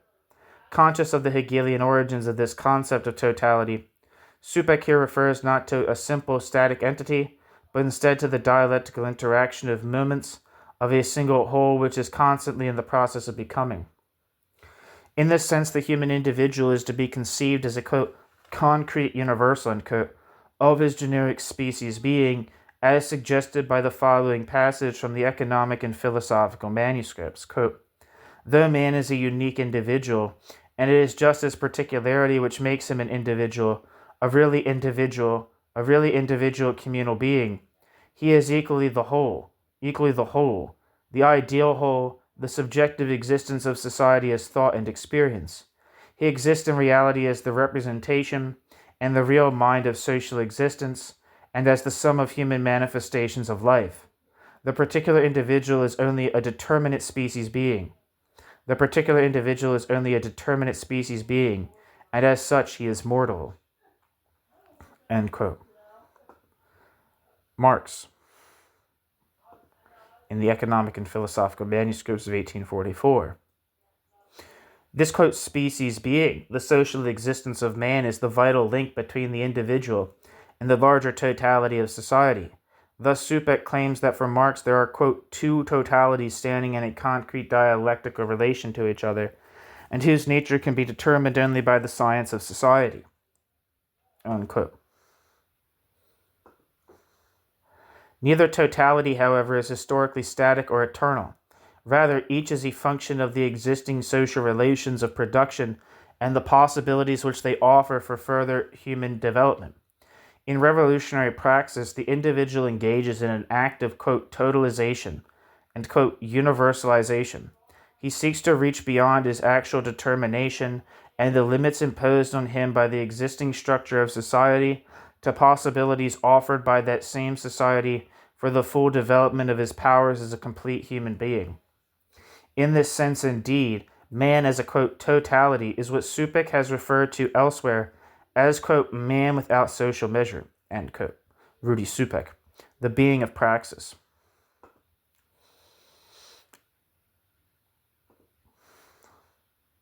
Without this category of totality, as Supek argues, quote, the entire theory of alienation is meaningless, end quote. Rudy Supek. The theory of alienation, Rudy Supek explains, quote, above all presupposes a determinate, quote, individual nature, end quote, a certain individual in social psychology, and finally a definite social structure in which that individual nature becomes apparent, is realized, objectified, and also reified or alienated. In other words, man is a social being, but also a socialized being, and between man is a social being, and between man is a social being, and man is a socialized being, and man is a socialized being.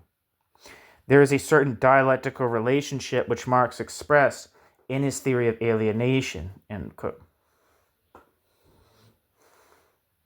Rudy Supek. It is precisely the category of totality that Supek finds in a completely different form in the Stalinist mind. Here he asserts, quote, the individual is, quote, total man, or, quote, the ideal totality of society, end quote, does not exist, end quote. Supek.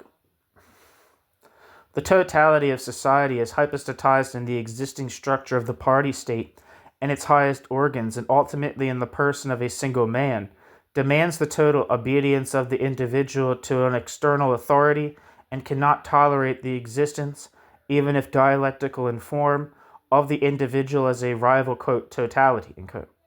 With reference to Hegel, Marx once wrote that, quote, it is above all necessary to avoid postulating, quote, society once again as an abstraction confronting the individual, end quote. Marx. But the Stalinist conception of totality, Supek points out, goes beyond even the Hegelian rational unity of the individual, particular, and universal, where the, quote, unity of the person with the other must essentially be examined not as a real limitation of the individual, but as his prolongation, end quote.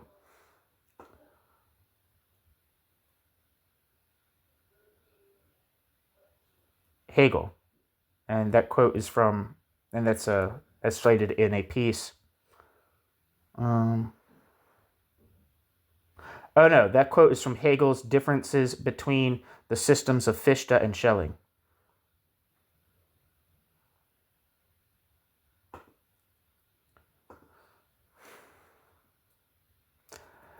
Thus, the ideology of Stalinism in rejecting the theory of alienation finds itself attracted to a kind of distorted super-Hegelianism when it ventures to make even the most basic statements about society.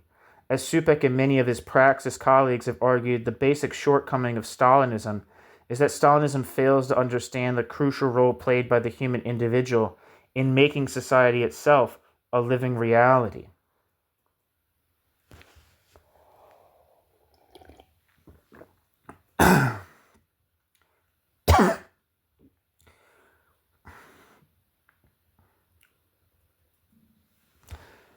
New section, From Marx to Stalin, the reification of the dialectic. In the decades between the publication of Marx's Capital and the popularization of Marx's early works, the chief concerns of Marxist philosophy centered not on the concept of praxis, alienation, and totality, but rather on the nature of the dialectic. Is it materialist or idealist? Is it directly applicable to the natural sciences? What consequences does it have for the theory of knowledge? These questions furthermore arose not in an isolated academic framework, but in the context of the development of Marxism as an ideological system for a series of organized social movements. And in the view of the Praxis Marxist, this reformulation of the fundamental issues of Marxist thought had fateful consequences for Marxism's ability to perceive both the world and itself in a critical manner. Hand in hand with the progressive institutionalization of the revolutionary movement went the process of the reification of the Marxian dialectic of praxis, and this theoretical revision, a quote revisionism, whose roots lay deep in the revolutionary experience, could not fail to have a profound reciprocal effect on the nature of revolutionary practice. Marx insisted that the Hegelian dialectic had to be liberated from its existence as a pure form of thought and given substance by linking it essentially with the social existence of man. Indeed, Marx even suggested a basic affinity between the Hegelian dialectic, which in and of itself was only a, quote, concealed, unclear, and mystifying criticism, end quote, and the actual structure of human praxis, quote, ... insofar as it, bracket, the Hegelian dialectic, in bracket, grasps the alienation of man, even though man appears only as mind. All the elements of criticism are contained in the Hegelian dialectic, and are often presented and worked out in a manner which goes far beyond Hegel's own point of view. ... The outstanding achievement of Hegel's phenomenology, the dialectic of negativity as the moving and creating principle, is first, that Hegel grasped the self-objectification of man as a process, objectification as loss of the object, as alienation and transcendence of alienation, and that he therefore grasped the nature of labor, and conceives objective man, ... as the result of his own labor, end quote.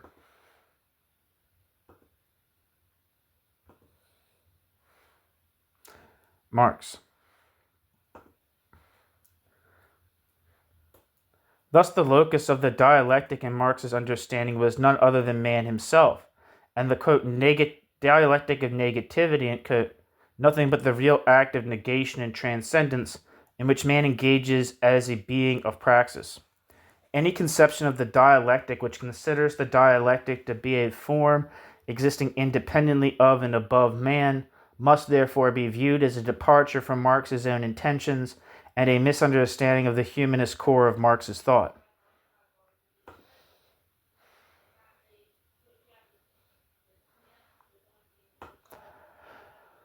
Even in the same afterword to Capital, where Marx approvingly quoted the words of the enthusiastic Russian reviewer who had likened Marx's social science to a natural science of rigid laws, Marx invoked, but now or more obliquely, the same understanding of the dialectic that he had put forward some 30 years before. Marx here again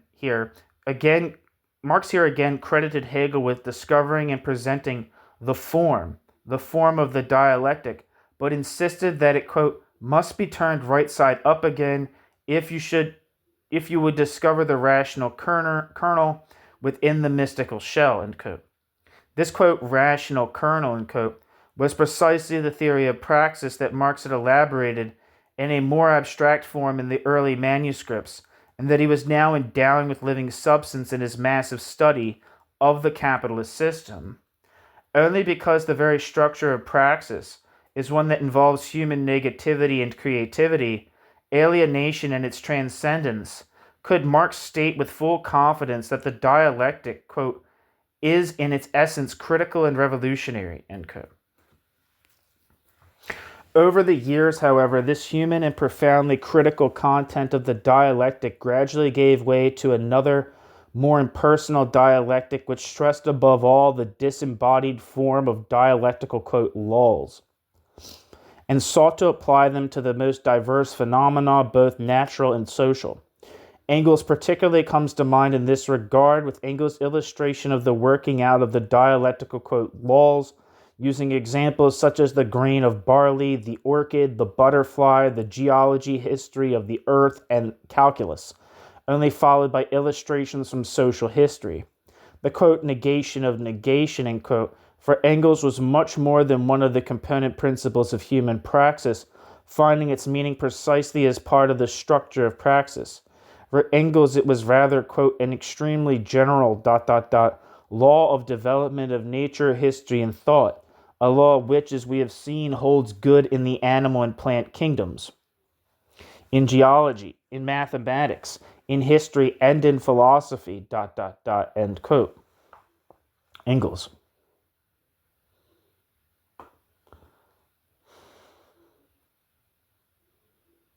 Anti-during.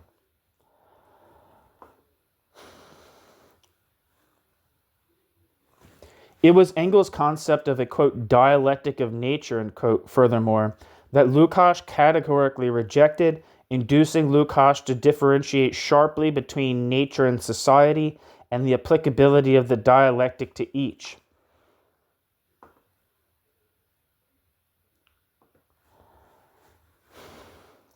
On the surface, Lukács' objections seemed quite persuasive. The dialectic of nature, quote, in itself, is a fantasy, a reification brought about by a profound misunderstanding of the human essence of the dialectic. Hence, the dialectic should be restricted in its application to the study of society alone. The applications of this man-nature distinction were of great consequence for the philosophy of science in general, since it suggested that human history differs in some essential way from natural history, and that therefore as objects of study they must be approached from quite different perspectives and with different tools. While social science may thus outwardly resemble natural science in some respects, Lukács seems to have suggested the study of man must still have its own categories in order to be adequate to its object.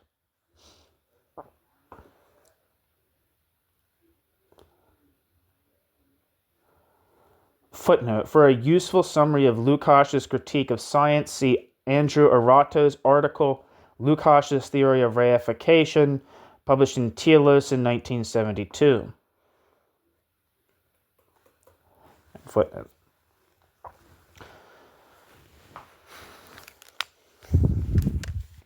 One second.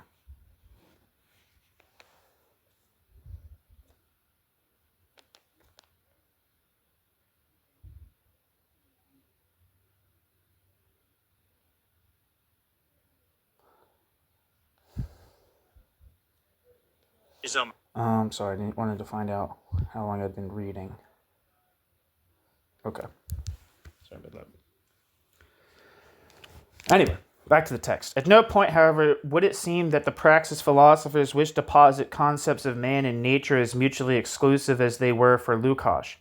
For Markovitch, for instance, the dialectic of nature and the dialectic of human history are, quote, one and the same dialectic, end quote, in the sense that the link between nature and man is necessarily presupposed by the theory of praxis, which establishes the unity of the world as an object of human activity, but not as in diamat as, quote, pure matter, end quote. Nature and man do not exist as separate entities, quote, in themselves, end quote. Nor, in Markovitch's view, did Engels really suggest that this was the case. Where Engels may have erred was in neglecting, as Lukács himself stated, to treat explicitly and systematically, quote, the dialectical relation of subject and object in this historical process, end quote, without which, quote, the dialectical method ceases to be a revolutionary method, end quote. Markovitch.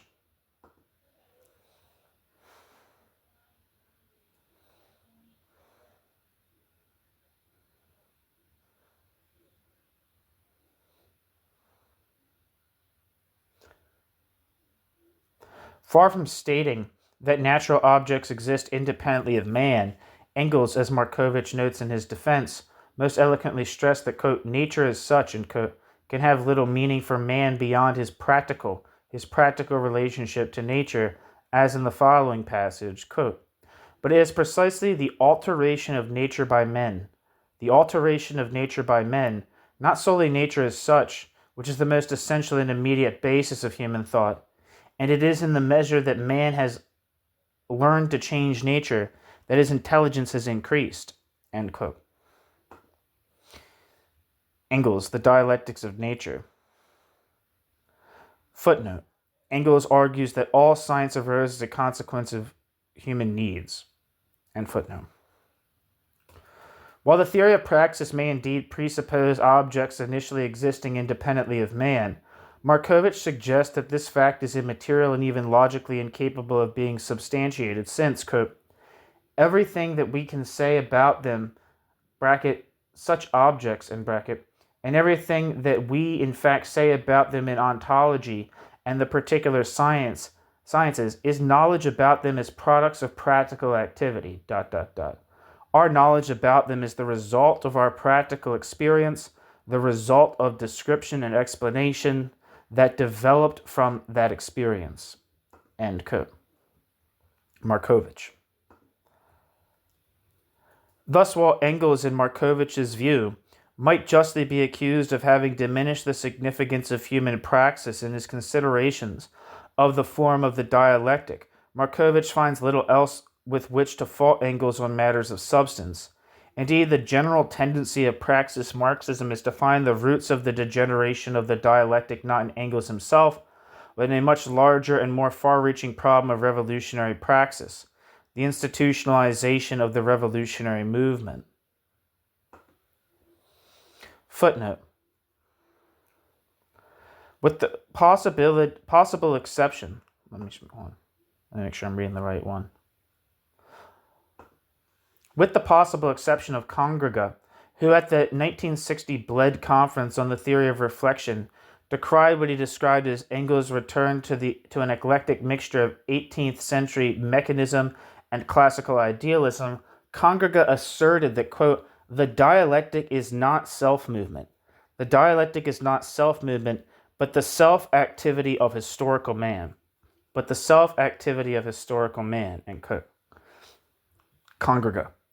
Here in substantive agreement with Markovitch, and furthermore, Congrega argues that any materialism that forgets this is no more than a, quote, animal materialism, end quote. Congrega.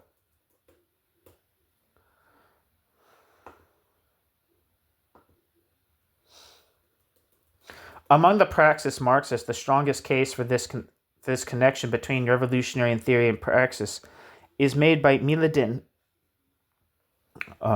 They keep fucking up this guy's name. Miladin Životić. Životić argues that there was a natural affinity between the dialectic of nature, which Životić characterizes as a, quote, conversion of a humanistically engaged dialectic into a positive science of the existing world order, end quote, and, quote, bureaucratic motives of maintaining the existing world, end quote.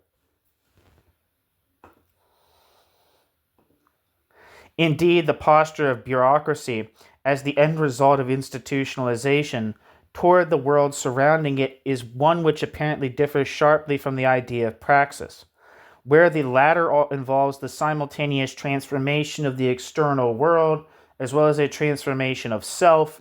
Bureaucracy adopts a purely manipulative attitude toward the world and an uncritical attitude toward itself.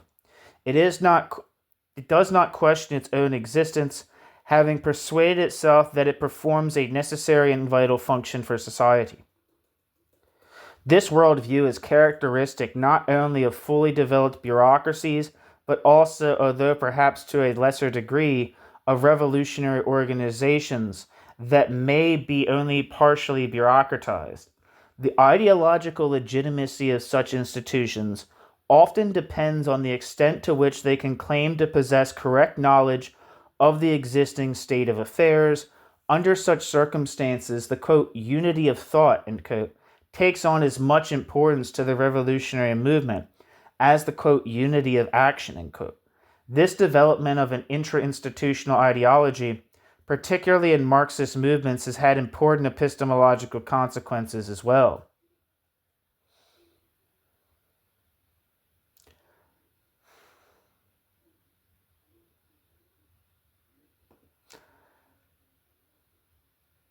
As Životić contends, in an atmosphere where a heavy premium is placed on the truth value of organizational knowledge, dialectics are transformed into, quote, ontological categories which can only help to, quote, learn.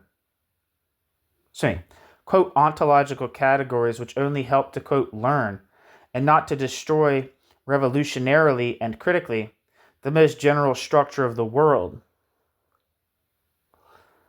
According to Marx's view, we can know reality to the degree that we change it.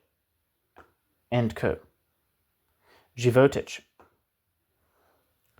Rather than seeking ways of changing the world, the revolutionary movement begins to look for evidence of stability and permanence in the world surrounding it. It becomes concerned with the search for, quote, eternal truths, end quote. Thus, according to Životić, did the workers' movement beget a theoretical framework which ultimately hindered its ability to perceive the world in a critical and revolutionary manner. The new needs of the institutionalized Marxist movement were reflected in its theory in the purely secondary position, which practice acquired in relation to the act of cognition.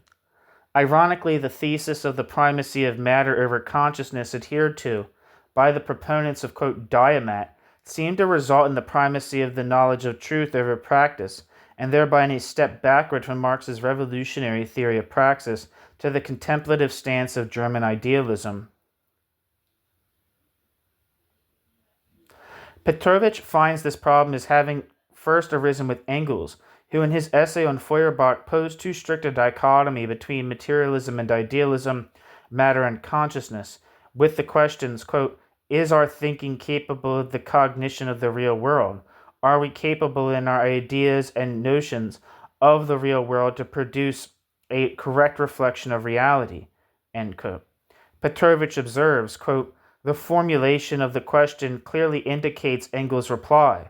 The theory of reflection belongs to dialectical materialism, not only because it was endorsed by Engels and Lenin, but also because the theory of reflection seemed to be the most adequate complement to the materialist primacy of matter over consciousness.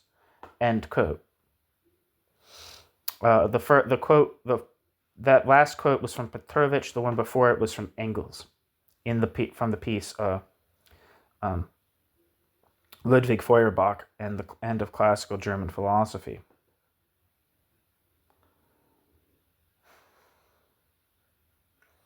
And footnote. Practice, Petrovich suggests, entered into Engels' thought about the truth or falsity of human knowledge only as an a posteriori criterion of truth.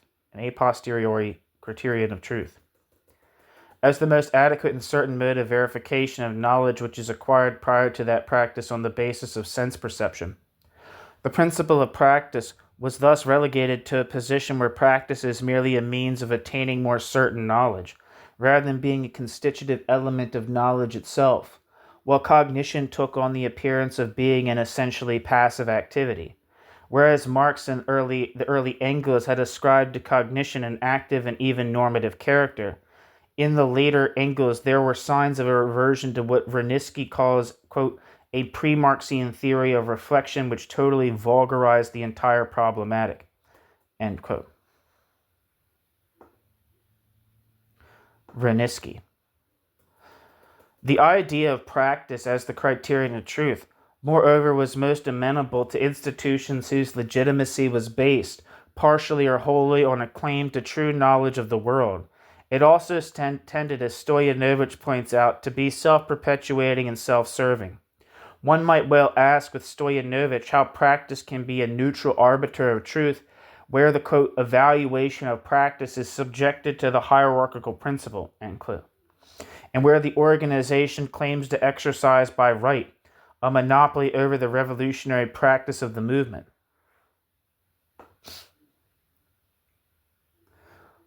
There's a quote that I missed, a footnote that I missed, quote, if man derives all his knowledge and emotions from the sensual world and his experiences in the sensual world, then the empirical world must be arranged so that he can experience the empirical world and appropriate in the empirical world that which is truly human, so that he can experience himself as man, end quote. Marx and Engels.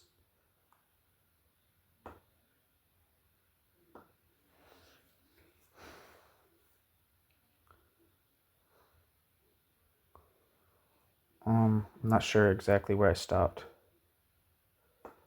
Oh, fuck.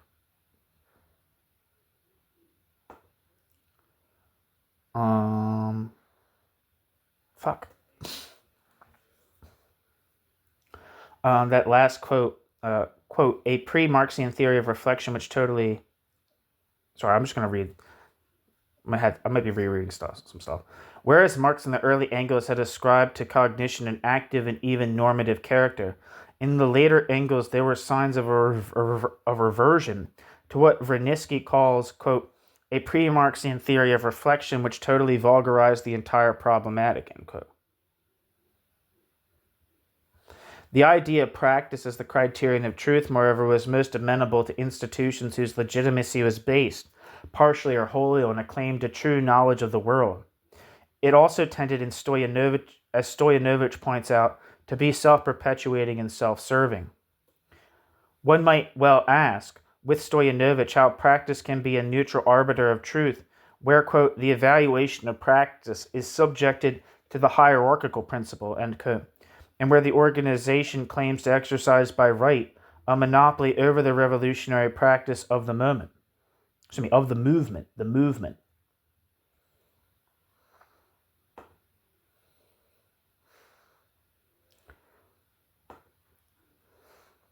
It was with Lenin, however, that the question of cognition became vitally and explicitly linked with that of the fate of the communist movement. In his book, Materialism and Imperial Criticism, Lenin insisted on the existence of an objective reality completely independent of man and man's perceptions, with a corresponding objective truth which can only be approximated by human knowledge. Lenin cast these doctrines as articles of faith for all Marxists and went on to describe a cognitive theory of reflection, further elaborating this view of reality. Paraphrasing Engels, Lenin stated that, quote, the basic question for materialism, is, the question of the existence of things outside our mind, end quote. Lenin. While, quote, the materialist theory, the theory of reflection of objects by our mind, is here presented, in Engels' introduction to the English edition of Socialism, Utopian and Scientific, with absolute clarity, things exist outside us. Our perceptions and ideas are their images. Verification of these images, is given by practice, end quote. Lenin. Footnote. In fairness to Engels, it might be pointed out that it is not quite clear whether Engels really did hold to a strict reflection theory of the type which Lenin ascribed to Engels. In Anti-Düring, Engels described the ideology as, quote, an image which is distorted because it has been torn from that image's real basis and, like a reflection in a concave mirror, is standing on its head, end quote. Engels, Anti-Düring. Even socialism apparently was not for Engels an exact image of reality reproduced in the minds of socialism's adherents, but rather the, quote, ideal reflection, end quote, of the conflict between the productive forces and the mode of production, quote, in the minds of the class which is directly suffering under it, the working class, end quote. Engels. In some of Engels' later works, such as Ludwig Feuerbach and Socialism, Utopian and Scientific, there may in fact be grounds for maintaining that Engels did embrace a more mechanistic theory of reflection.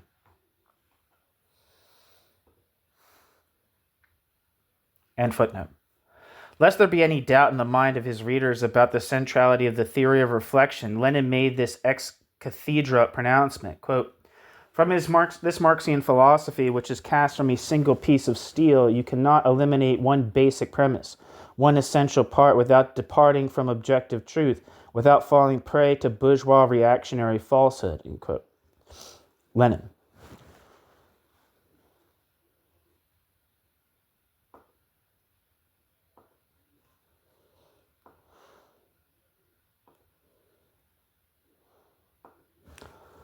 In Materialism and Empirical Criticism. Why was Lenin so adamant on this point?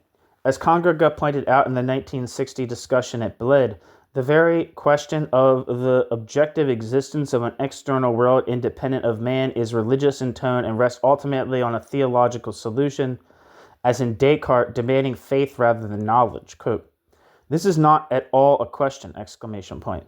For Marx, this was not at all a philosophical question. ... For the existence of the external world presupposes religion as well. God created the world, therefore the world exists. End quote.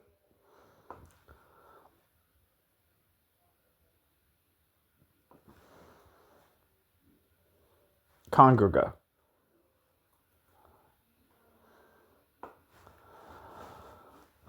Footnote. Kongerga was evidently referring to Marx's polemic with the hypothetical doubter who insisted upon a satisfactory solution to the riddle of the prime mover in order to substantiate the thesis of the independent existence of man.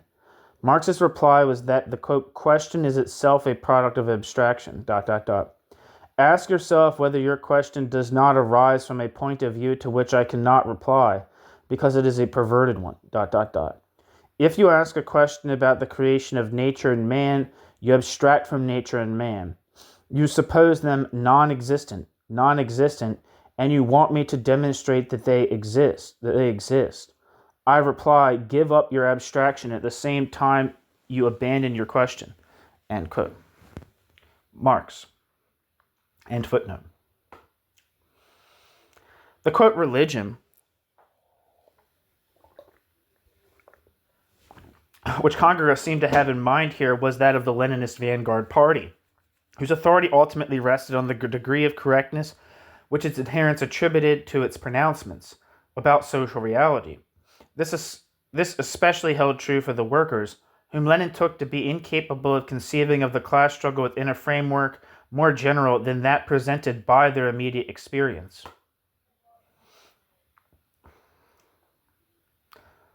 Lenin's theory of reflection, described in the book Materialism and Empirical Criticism, furthermore, closely corresponds to this conception of the formation of class consciousness.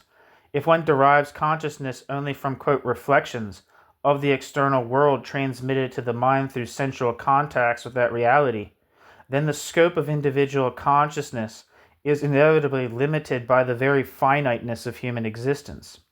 It is the responsibility of the party, as a collective thinker, and the vanguard of the working class, to endow the movement with a more general perspective by drawing on its multifaceted experience in all areas of the workers' struggle.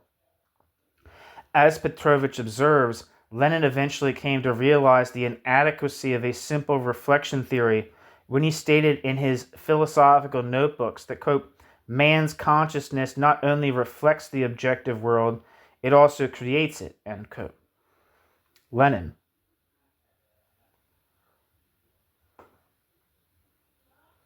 As quoted in Petrovich's Marx in the mid-20th century. Footnote. For Petrovich's argument that Lenin actually rejected the theory of reflection in his later philosophical works, see also Marx in the mid-20th century. End footnote. Still, Lenin's earlier formulated cognitive theory remains an integral part of traditional Marxist philosophy in the USSR and Eastern Europe to this day. As the bled debate and subsequent polemics between the Praxis Marxists and their adversaries have shown, it is this conception above all on which Marxist dogmatics have stubbornly refused to yield and to whose sanctuary they have always desperately returned when under attack. It was under Stalin, however, that the dialectic in its reified form reached its zenith. Here again there was an important connection between philosophy and social history. In the words of Milan Životić, who in the following passage evidently has in mind specifically the Stalinist, quote, victories in philosophy in the early 1930s. Quote, everything that happened to philosophy was a reflex of what happened to the working class as the subject of history. It was when a particular stratum of people who had abandoned the ideas of social self-government and who had raised themselves above the bracket working and bracket class took over the historical mission of that class, that historical materialism was transformed into an organicist positivism, prohibiting criticism of the global social structure. End quote. Milan Životić. With the advent of Stalinism and the simultaneous total subordination of Soviet philosophy to the immediate goals of the party and ultimately of one man, the dehumanization of the dialectic became complete. In Stalin's famous Dialectical and Historical Materialism, Chapter 4 of the History of the All-Union Communist Party, short course, Communist Party B, short course, we find a scholastic and eclectic synopsis of the most unfortunate pronouncements of Engels and Lenin on the dialectic presented in an extremely dogmatic fashion. Here there is no room for doubt. There are but four, quote, features of, quote, the Marxist dialectical method, end quote, the interrelatedness of all phenomena, the doctrine of continuous motion and change in nature, the change from quality to quantity, the struggle of opposites, and three, quote, features of, quote, Marxist philosophical materialism, end quote. The unity of nature in matter, the existence of nature as, quote, an objective reality existing outside and independent of our mind, end quote, and the primacy of matter over consciousness, which is but a reflection of matter, the possibility of having true objective knowledge of the world and its laws.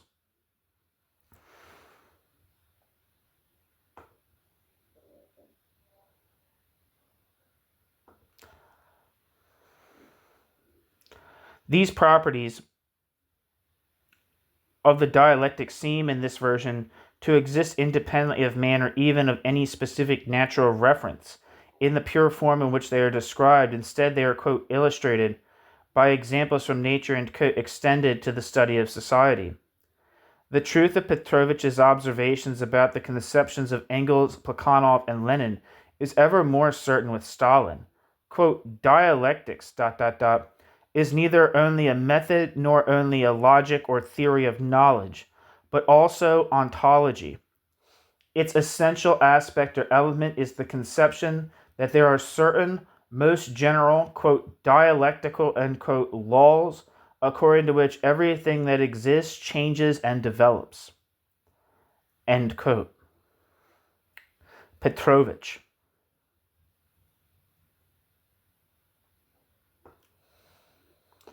What Petrovich finds most characteristic in Stalinist Marxism is that it has no explicit philosophy of man.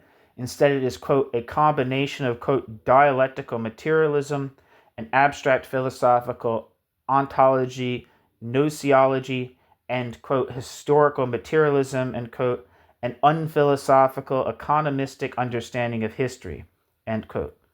Petrovich.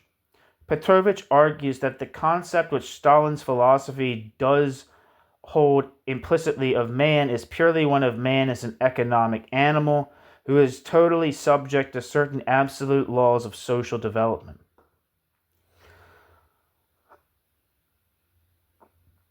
Footnote, it might seem strange that the Stalin of the 1930s, who is often described in such vivid terms as a, quote, voluntarist, and a person who constantly made decisions which dangerously overreached the capabilities of the Soviet system.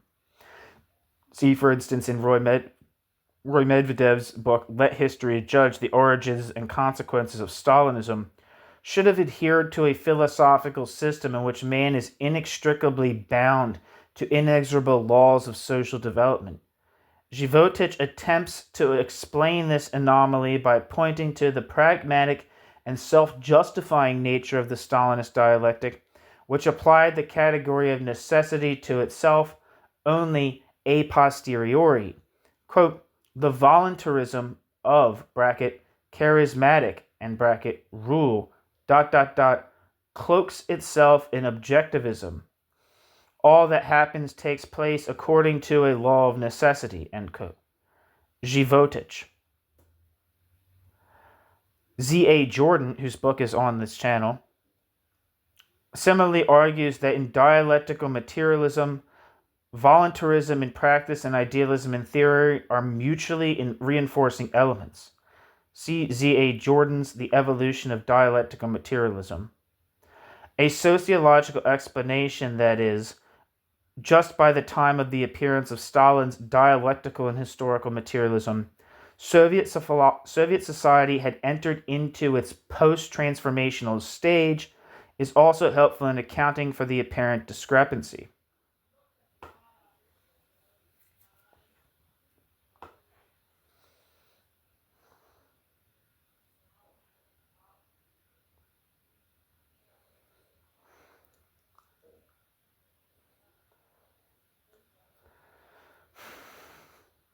This man is diametrically opposed in Petrovich's view to the Marxian theory of man as a free, creative being of praxis. They are simply, quote, two different conceptions, which neither logically complement each other, nor are simply indifferent to each other, but at least in certain essential points are mutually exclusive, end quote.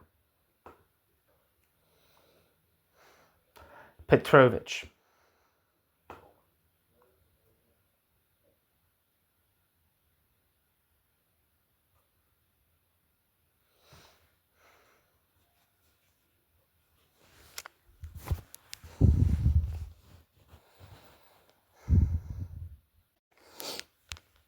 Other Praxis Marxists find similar faults with the Stalinist philosophical system. Supek contends that the very structure of Stalinism, from Stalin's first venture into theory in the article Anarchism and Socialism to Chapter 4 of the Short Course, is such that the human individual, his personality and his needs, are totally subordinate to the demands of society as an abstract entity confronting him externally. The thesis of man's existence as a social being is distorted beyond recognition in Stalinist Marxism into a, quote, organicist positivism, end quote, more characteristic of the classical conservatism of the French 18th century thinkers de Maistre and de Bonon, and the positivism of Comte than any genuine element of Marxian theory.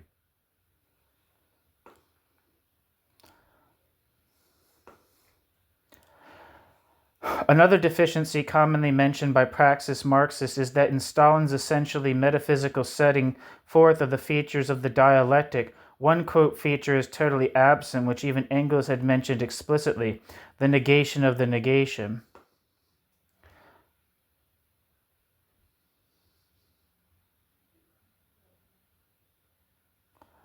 Footnote. Gustav A. Vetter in his Dialectical Materialism also notes that the principle of negation fell out of favor in about 1938 and remained in obscurity until Stalin's death. That book is on this channel. In the late 1950s, it seemed to be making an uncertain comeback in certain Soviet philosophical circles. In the authoritative Fundamentals of Marxism-Leninism, written by O. Kusin et al., 1961, the negation of negation is only to be found in partially concealed form under the heading, quote, dialectical development from the lower to the higher, end quote, and not discussed at any length at all. It should also be noted that at least in this modern Bible of Soviet philosophy, the fundamental theses of Stalinist, quote, diamat about the character of the matter, nature, and the dialectic are preserved almost in their entirety.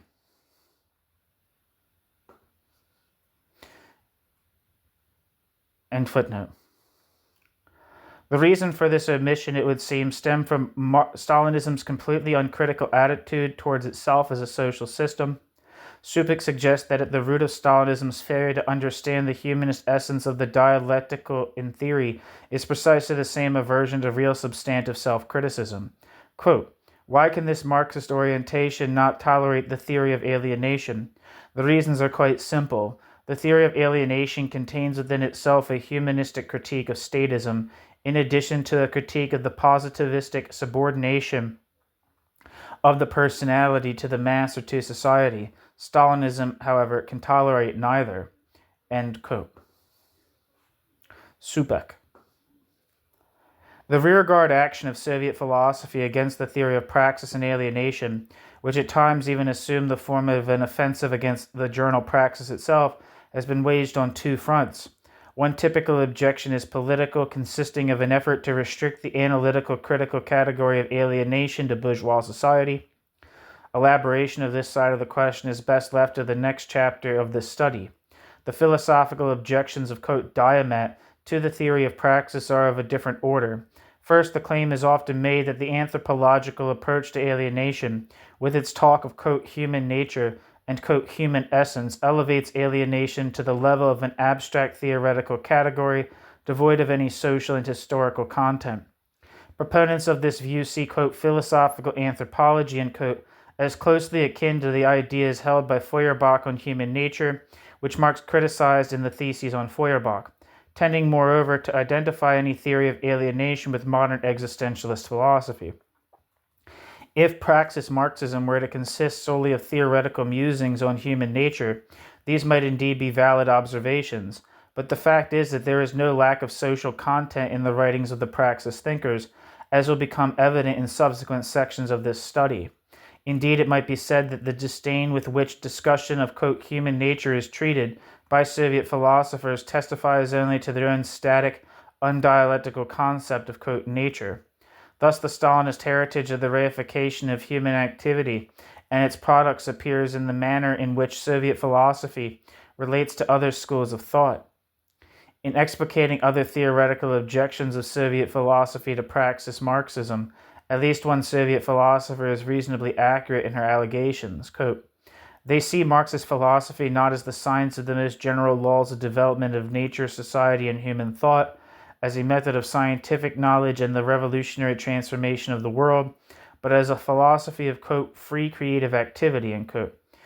It is formally possible in such a case not only that the very existence of the objective world might be negated, but also that the primacy of the material over the ideal might even lose its principal root significance, and that the problem of philosophy be reduced above all to the knowledge of the internal anthropological essence of man. End quote.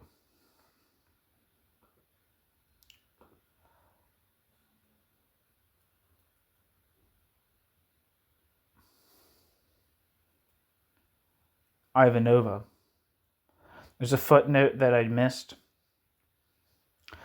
Chesnokov, one of the great eminence gris of Soviet philosophy, complains of, quote, philosophical revisionism, end quote, that in discussing, quote, praxis, too much attention is devoted to, quote, the internal world of man, end quote, and it, quote, does not connect man with nature, but instead presents man as something self-sufficient, primary in relation to theoretical activity in the external world.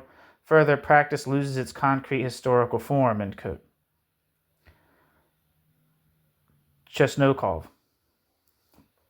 In this way, he claims philosophical anthropology reverts to, quote, bourgeois individualism, end quote.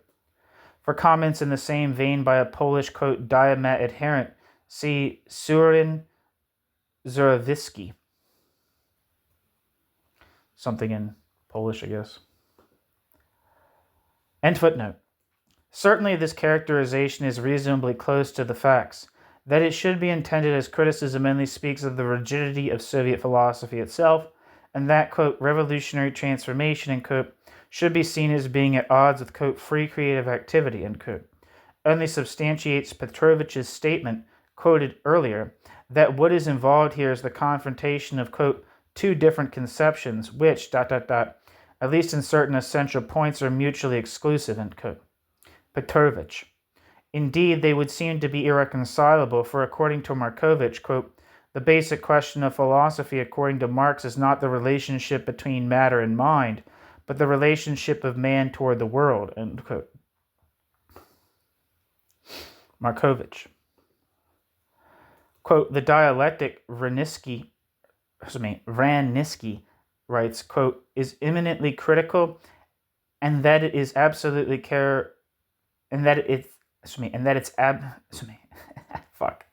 Quote, the dialectic, Ranisky writes, quote, is eminently critical, and that is the dialectic's absolute characteristic. Any retreat from the dialectic's critical nature means abandoning the essence of the dialectic, end quote.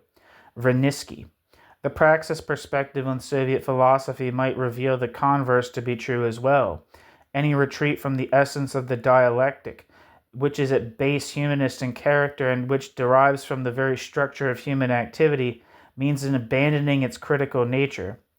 To be sure, the quote, material forces behind the loss of the capacity for genuine self-criticism have carried far more weight than mere deviations in theory. It seemed clear, however, that the reification of the Marxian dialectic, its radical divorce from the process of human praxis, alienation, and the transcendence of alienation through praxis, has also contributed toward depriving the dialectic of its critical cutting edge, which it found in the works of Marx, and at the very least seems to represent a reasonably good measure of the degree to which, quote, Marxism has become entrenched in many countries as the ideology of the ruling political institutions. New section. The transcendence of philosophy. Philosophy as praxis, ? And it starts with a quote. Quote, the same spirit that builds philosophical systems in the brain of the philosophers builds railroads in the hands of workers. Philosophy does not stand outside the world any more than man's brain is outside of man, because it is not in his stomach. But philosophy, to be sure, is in the world with its brain before it stands on the earth with its feet, while many other human spheres have long been rooted in the earth, and pluck the fruits of the world long before they realize that this world is the world of the head. End quote. Marx. In leading article in number 179 of the Kulnische Zeitung. In the preceding pages, the term, quote, philosophy has been used rather loosely, giving the impression that for the praxis Marxist, quote, philosophy is understood as virtually synonymous with, quote, theory, or with conventional philosophy and its various subdisciplines, such as ontology and epistemology. Neither the praxis philosophers, nor Marx himself, for that matter, speak of philosophy in such simple terms.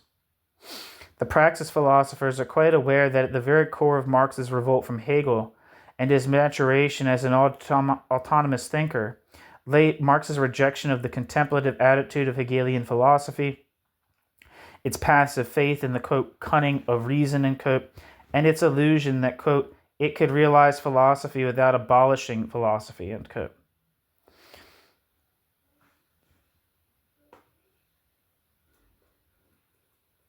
Marx.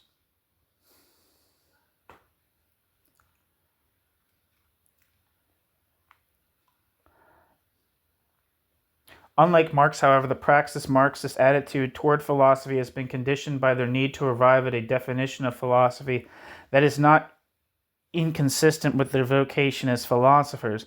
Indeed, at the hands of the praxis Marxist, the, quote, abolition of philosophy, end quote, is taken on connotations which Marx might have found difficult to anticipate. Marx himself, in fact, seems to have had mixed feelings about philosophy. While Marx felt that philosophy is capable of presenting only an inverted, warped view of the real world, on the other hand, Marx did not proclaim philosophy or philosophy's insights to be without value. Philosophy and its language, he wrote, are in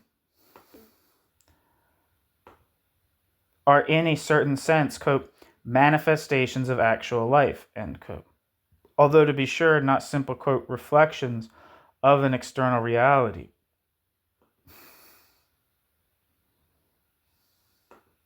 That quote is from German Ideology. When Marx discussed German philosophy in the context of German social history, for instance, Marx did not simply dismiss German philosophy as irrelevant banter, but instead viewed German philosophy quite seriously as an important part of the entire complex of German social relations. The quote, German philosophy, the German philosophy of the state and of right, end quote, Marx called not an quote original, but a copy, end quote. Yet a copy with enough plausible resemblance to the original that Marx devoted not only this essay, but the much longer Critique of Hegel's Philosophy of Right to demonstrating how and why the copy was misleading.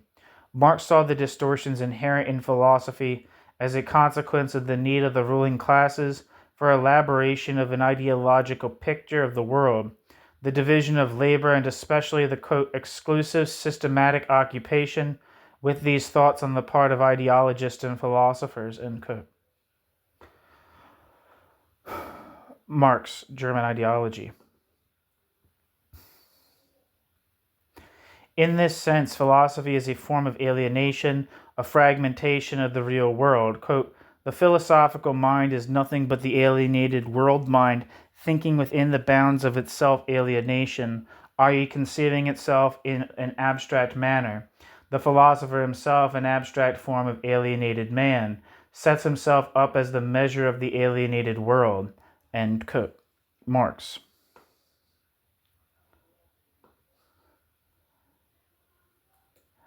It is not so clear, however, what Marx meant when he spoke of the abolition of philosophy, especially when at the same time that philosophy was to be made worldly.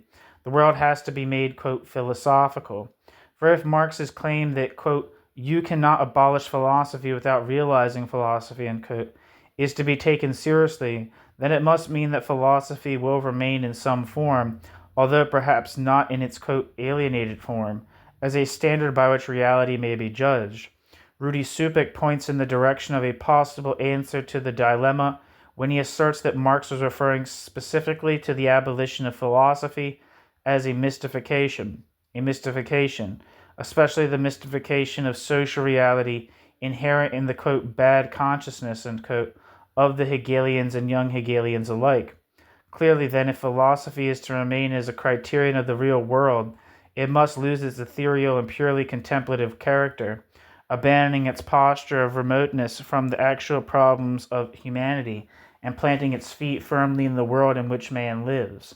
Quote, actually, writes Markovich of this problem, quote, what is at issue is the abolition of that particular form in which philosophy has existed in class society as a particular isolated theoretical sphere of social consciousness, the object of the attention of a particular profession, the profession of pure thinkers who are in no way linked with practice, end quote. Markovich. Petrovich, too, emphasizes the practical implications which the abolition of philosophy had in Marx's view. While the abolition of philosophy is impossible without its realization, Petrovich states in an inverted aphorism characteristic of Marx's own style that, quote, there can be no realization of philosophy without the realization of socialism, nor can socialism be achieved without the help of philosophy, end quote.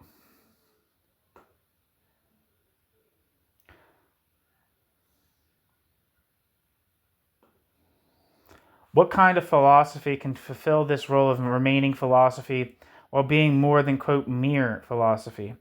Markovich gives one indication in his general definition of philosophy, which is evidently as programmatic as it is descriptive. Quote, philosophy is the total rational and critical consciousness of man about the world in which he lives and the basic goals of his activity, end quote.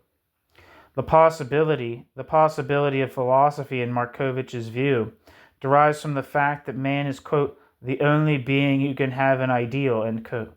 Accordingly, Markovich asserts that in addition to representing a, quote, synthesis of knowledge, end quote, to which orthodox, quote, Diomat simplistically reduces all philosophy once it has been cleansed of, quote, idealist impurities. Quote, philosophy is the theoretical expression of the human ideal of an entire historical epoch, an effort to give meaning to human life as a whole, end quote. Markovich. In this sense, philosophy is, quote, a project of what man desires to create, of what in his opinion he ought to be, end quote.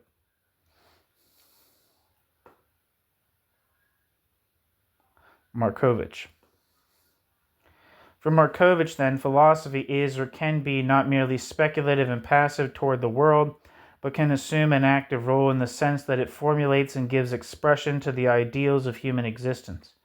It is also historically concrete, since, as indeed with Hegel's, quote, spiritual quintessence of the age, end quote, the ideals which it formulates are those of a particular historical period. Unlike Hegel's phenomenology, however, quote, true philosophy for Markovich gives expression to ideals that are simultaneously calls to action based on a critical analysis of concrete forms of human existence in society. A critical analysis of concrete forms of human existence in society. To an even greater degree than Markovich, Petrovich stresses the activist nature of philosophy and its intimate link with practice. Petrovich defines philosophy as, quote, a separate form of mental activity through which a man not only discovers his own essence and his place in the world, his capabilities for changing the world and for enriching his own nature, but also stimulates the deed of transforming the world and participates in it in a creative way, end quote. In another passage, where his use of the term, quote, philosophy evidently presupposes the reader's understanding of this term as denoting the philosophy of praxis, Petrovich establishes a fundamental connection between philosophy and revolution by means of a series of questions, and in so doing suggests in passing that the question is in fact the basic form of philosophical discourse. Quote, is not revolution the most developed form of creation, the most authentic form of liberty, ... Is not revolution the, quote, essence of existence itself, of being in its essence? Is not revolution the, quote, essence of existence itself, of being in its essence? And if revolution is existence itself, is not philosophy, by virtue of this very fact, ... the thought of revolution, ... Can philosophical thought be content to reflect upon revolution without participating in revolution? ... In short, is true philosophy only the thought of revolution, or is true philosophy thought revolution? In short, is true philosophy only the thought of revolution, or is it thought revolution? End quote. Petrovich. It is this identity between philosophy and revolution, which is in fact no less than an identity between philosophy and praxis, that is one of the most intriguing features of Petrovich's thought. It is easy enough to see why true philosophy, i.e. philosophy which has as its object man as a being of praxis, should be thought of by Petrovich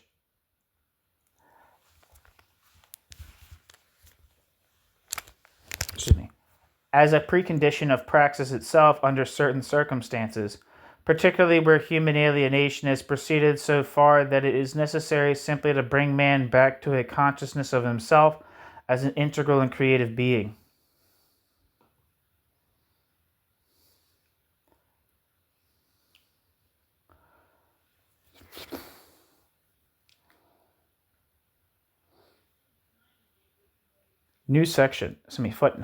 Footnote.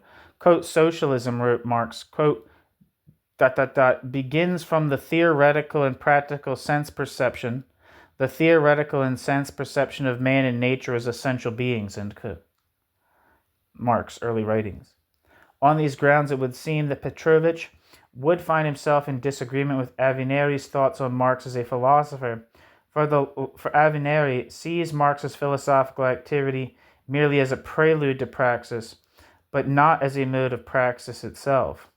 Quote, the dialectical crux of the matter is that the abolition of philosophy presupposes a prior development of a philosophy that will be sophisticated enough to comprehend reality adequately. ... Before Marx could move into praxis, he had to perfect philosophy only in order to transcend philosophy. End quote. Shlomo Avineri. End footnote.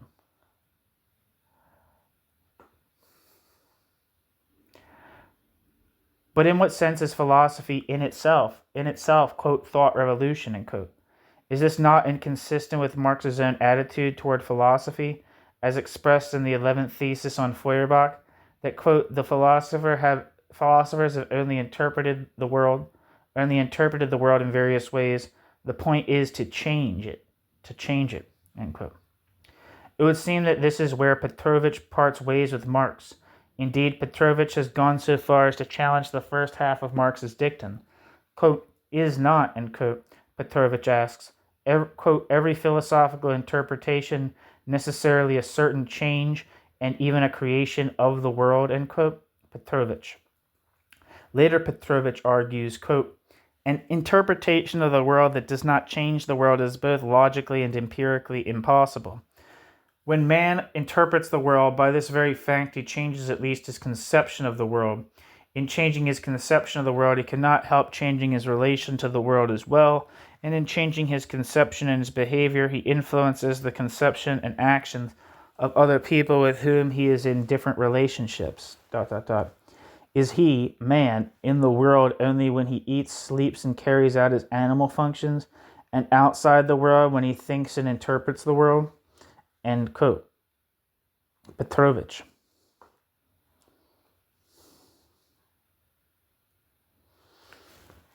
But Petrovich suggests that this line of argument is a departure from Marx only if it is supposed that Marx held a simple reflection theory of consciousness, which in Petrovich's view he did not.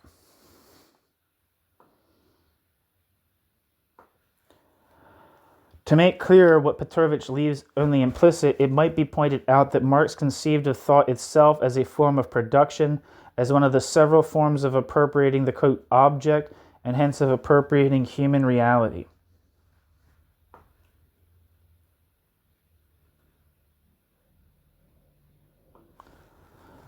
To become conscious of an object is to put oneself into a relation with that object and to transform something that may have once been dumb matter into a potential object of further human labor. It may also mean to become conscious of an object as an artifact of man where previously it was mistakenly, perhaps as a result of ideological motivations, perceived merely as being part of brute nature and therefore immune to human control. Both acts of consciousness are in fact acts of creation, but the second in particular is an act of demystification, which is an organic part of the process of transcending human alienation. The discovery by man of his products is his own. Philosophy, more specifically the philosophy of praxis, thus has as its most fundamental task criticism, which is nothing more than the discovery of alienation and of the possibilities of transcending it, and above all of making man aware of himself as a being of praxis. An important difficulty remains with the idea of the identity of philosophy and praxis. As we have argued, this thesis can be understood as implying a special mission for philosophy itself. Is the revelation of society to man as a being of praxis and of the alienated state of human existence to be reserved by right to philosophy and its practitioners, even if this philosophy is Marxist humanist in character?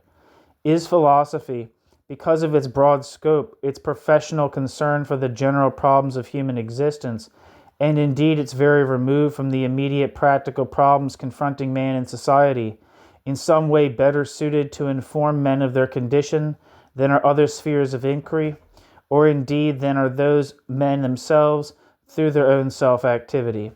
Is the philosopher's role, then, analogous to that of the Leninist vanguard, to bring consciousness to the workers of their own condition from without on the basis of its superior insight? Petrovich and several of his colleagues would seem to disavow such a conviction and instead to claim with Marx that, quote, reality must also strive towards thought, end quote, which for the praxis philosophers seems to mean no less than that all men must become philosophers, or to rephrase Rousseau, that one must make man a philosopher in order to make him a man.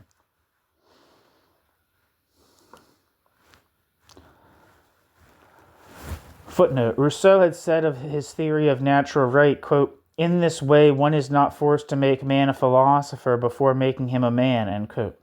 See Jean-Jacques Rousseau's preface to Discourse on the Origin and Foundations of Inequality Among Men, in the edited volume by Roger D. Masters, titled The First and Second Discourses.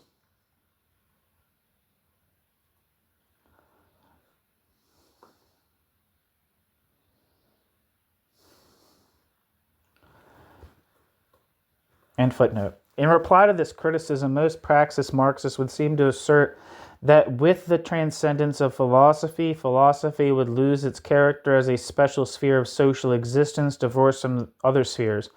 It would henceforth be possible, according to Branko Bosniak, only to speak of a, quote, mode of philosophical existence, end quote, which, quote, is not a privilege of professional philosophers, but an intellectual relationship to reality, which can be applied by those who are not concerned specifically with philosophy, end quote. Branko Bosniak. The philosophy that would remain, in Petrovich's words, would be the, quote, critical thought of man about himself, ... a form through which he achieves the wholeness of his personality, end quote. Petrovich. As Gramsci had put it, the first task of a reconstituted philosophy must be, quote, to demonstrate that, quote, everyone is a philosopher, and that it is not a question of introducing a scientific form of thought into everyone's individual life, but of renovating and making, quote, critical and already existing activity, end quote. Gramsci, Prison Notebooks.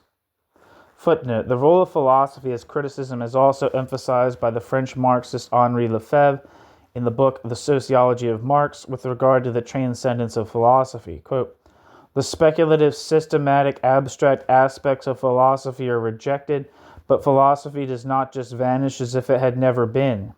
Philosophy leaves behind it the spirit of radical criticism, dialectical thought which grasps the ephemeral side of existence, dissolves and destroys it, the power of the negative, ... It opens up the possibility of a full flowering of human potentialities, reconciliation of the real and the rational, of spontaneity in thought, and the appropriation of human and extra-human nature, end quote. Gramsci. In his treatise on Marxist humanism, Leszek Kolakowski has the same conception of philosophy in mind when he writes that philosophy, quote, is the eternal effort to question all that is obvious and thus the continual disavowal of existing relations, end quote. Leszek Kolakowski in the book Toward a Marxist Humanism, published in 1968.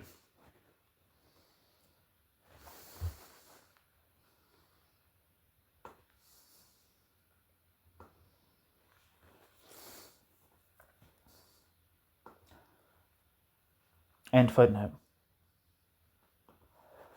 Where the hell am I? The duty of the philosopher, then, is to awaken in the human individual his latent faculties and to encourage him to define himself in a critical way toward the surrounding world. Petrovich does recognize some limits, if perhaps of a temporary nature, to his program of what might be called the, quote, universalization of philosophy, end quote. At the very minimum, he suggests the transcendence and universalization of philosophy. At the very minimum, Petrovich suggests the transcendence and universalization of philosophy has important implications for the mode of philosophical discussion. Quote, this does not mean that all people can or must become great philosophers, but it does mean that philosophy must break its narrow limits, that it must turn to the essential human questions of its time and develop through broad, free, and equal discussion among all those who think about these questions, end quote. Petrovich. Not only does this mean that philosophers must cease to be concerned solely with their own thinking, but also implicitly that philosophy as a preeminently critical field of inquiry will tolerate no authoritative dicta, quote, from above, end quote, on either the form or content of philosophical activity. Just as Petrovich asserts, quote, I do not think that political acts could or should be prescribed by any philosophy or philosophical forum, end quote. Petrovich stipulates the same relationship in reverse on the part of the political forum toward philosophy. Does this signify then that a, quote, division of labor, end quote, between philosophers and politicians, which as we have seen earlier in this study was an important factor in the appearance of Praxis Marxism itself, is acceptable to the Praxis Marxists, at least in the short run, as a matter of principle? This is always one of the most difficult issues for the Praxis Marxists to resolve, even among themselves. For while as a collective they may have actively shunned conventional political involvement, many of them as leading individuals in their profession and widely respected, well-connected figures in society at large, and even in the party, regard it as a sheer folly to renounce every vestige of public life and to accept total self-imposed political isolation as the price of integrity. On the other hand, there were those such as Životić, who argued in highly convincing terms for the need to preserve the chastity of philosophy from the encroachment of politics. Quote, to believe that politicians will become philosophers, is a beautiful illusion, but one which should be destroyed, for it can only commit us to seek the impossible. The philosopher should even less desire to be himself occupied in immediate practical politics. Insofar as he undertakes this, he ceases to be a philosopher. All who have tried this, who have become integrated into the institutionalized forms of social life, have ceased to be philosophers, by the very logic of the relationship of philosophy to practice. This logic, the existential position of philosophy in society, must commit philosophy to preserve its own manner of thought, lest it cease to be philosophy. End quote. Miladin Životić. Under minimal conditions, as we have suggested, the, quote, universalization, end quote, of philosophy implies free and open dialogue among philosophers and even between philosophers and politicians. Yet it would seem that to maintain the kind of essential distinction that Životić draws between the two spheres of activity bears the danger of reinforcing and legitimizing the particular standards which each sphere sets for itself. A politician who would address philosophers about, quote, philosophical matters would naturally be expected to satisfy certain standards of philosophical discussion, such as clear, public, and rational argumentation. But does this convention mean, by the same token, that when philosophers address politicians about, quote, political matters, the former becomes subject to whatever criteria, no matter how crassly pragmatic and, quote, unphilosophical, end quote, which the latter may demand of philosophers, or indeed of their own performance in the execution of their political duties? The balance between philosophy and politics under such conditions must be a very fragile one indeed. In any event, the Praxis Marxists have not hesitated to speak to Yugoslav society about itself, and this must be seen as their distinctive mixture of theory and practice, one in which, to be sure, theory confronts practice on its own territory. There are, of course, good reasons for the location of the field of battle in the realm of theory, reasons which stem as much from the philosophical vocation of the Praxis Marxists as they do from the cultural legacy of Stalinism, which even today has not yet disappeared from the Yugoslav social scene. It should be sufficient to note, however, that the appearance of the journal Praxis coincided with the increasingly urgent feeling shared by several Yugoslav Marxist thinkers, regardless of whether they define themselves professionally as philosophers or sociologists, that Marxian philosophy must reach beyond the traditional concerns of philosophy in order to merit Marx's name. What was perhaps the most important passage in the editorial introduction to the first issue of Praxis reads as follows, quote, but if contemporary philosophy aspires to contribute to the solution of the contemporary world crisis, it cannot be reduced to the study and interpretation of its own history, neither can it be a scholarly construction of encyclopedic systems, much less the analysis of the methods of modern science or the description of the modern usage of words.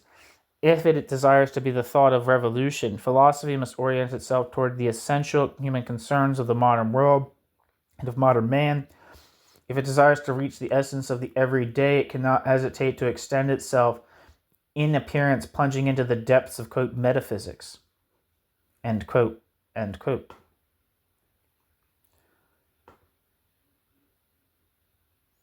Praxis journal. All this is to say, in honoring Lefebvre's enigmatic words, that, quote, the truth of philosophy, ... is discovered in politics, end quote. Lefebvre. To what extent, on the other hand, the truth of politics can be discovered by philosophy seems to be largely a function of the way in which philosophy relates both to man's life in society and to itself as the, quote, ideal expression, end quote, of that social existence. Okay. That is the end of Chapter 2 of Praxis, Marxist Criticism and Dissent in Socialist Yugoslavia by Gerson S. Sher.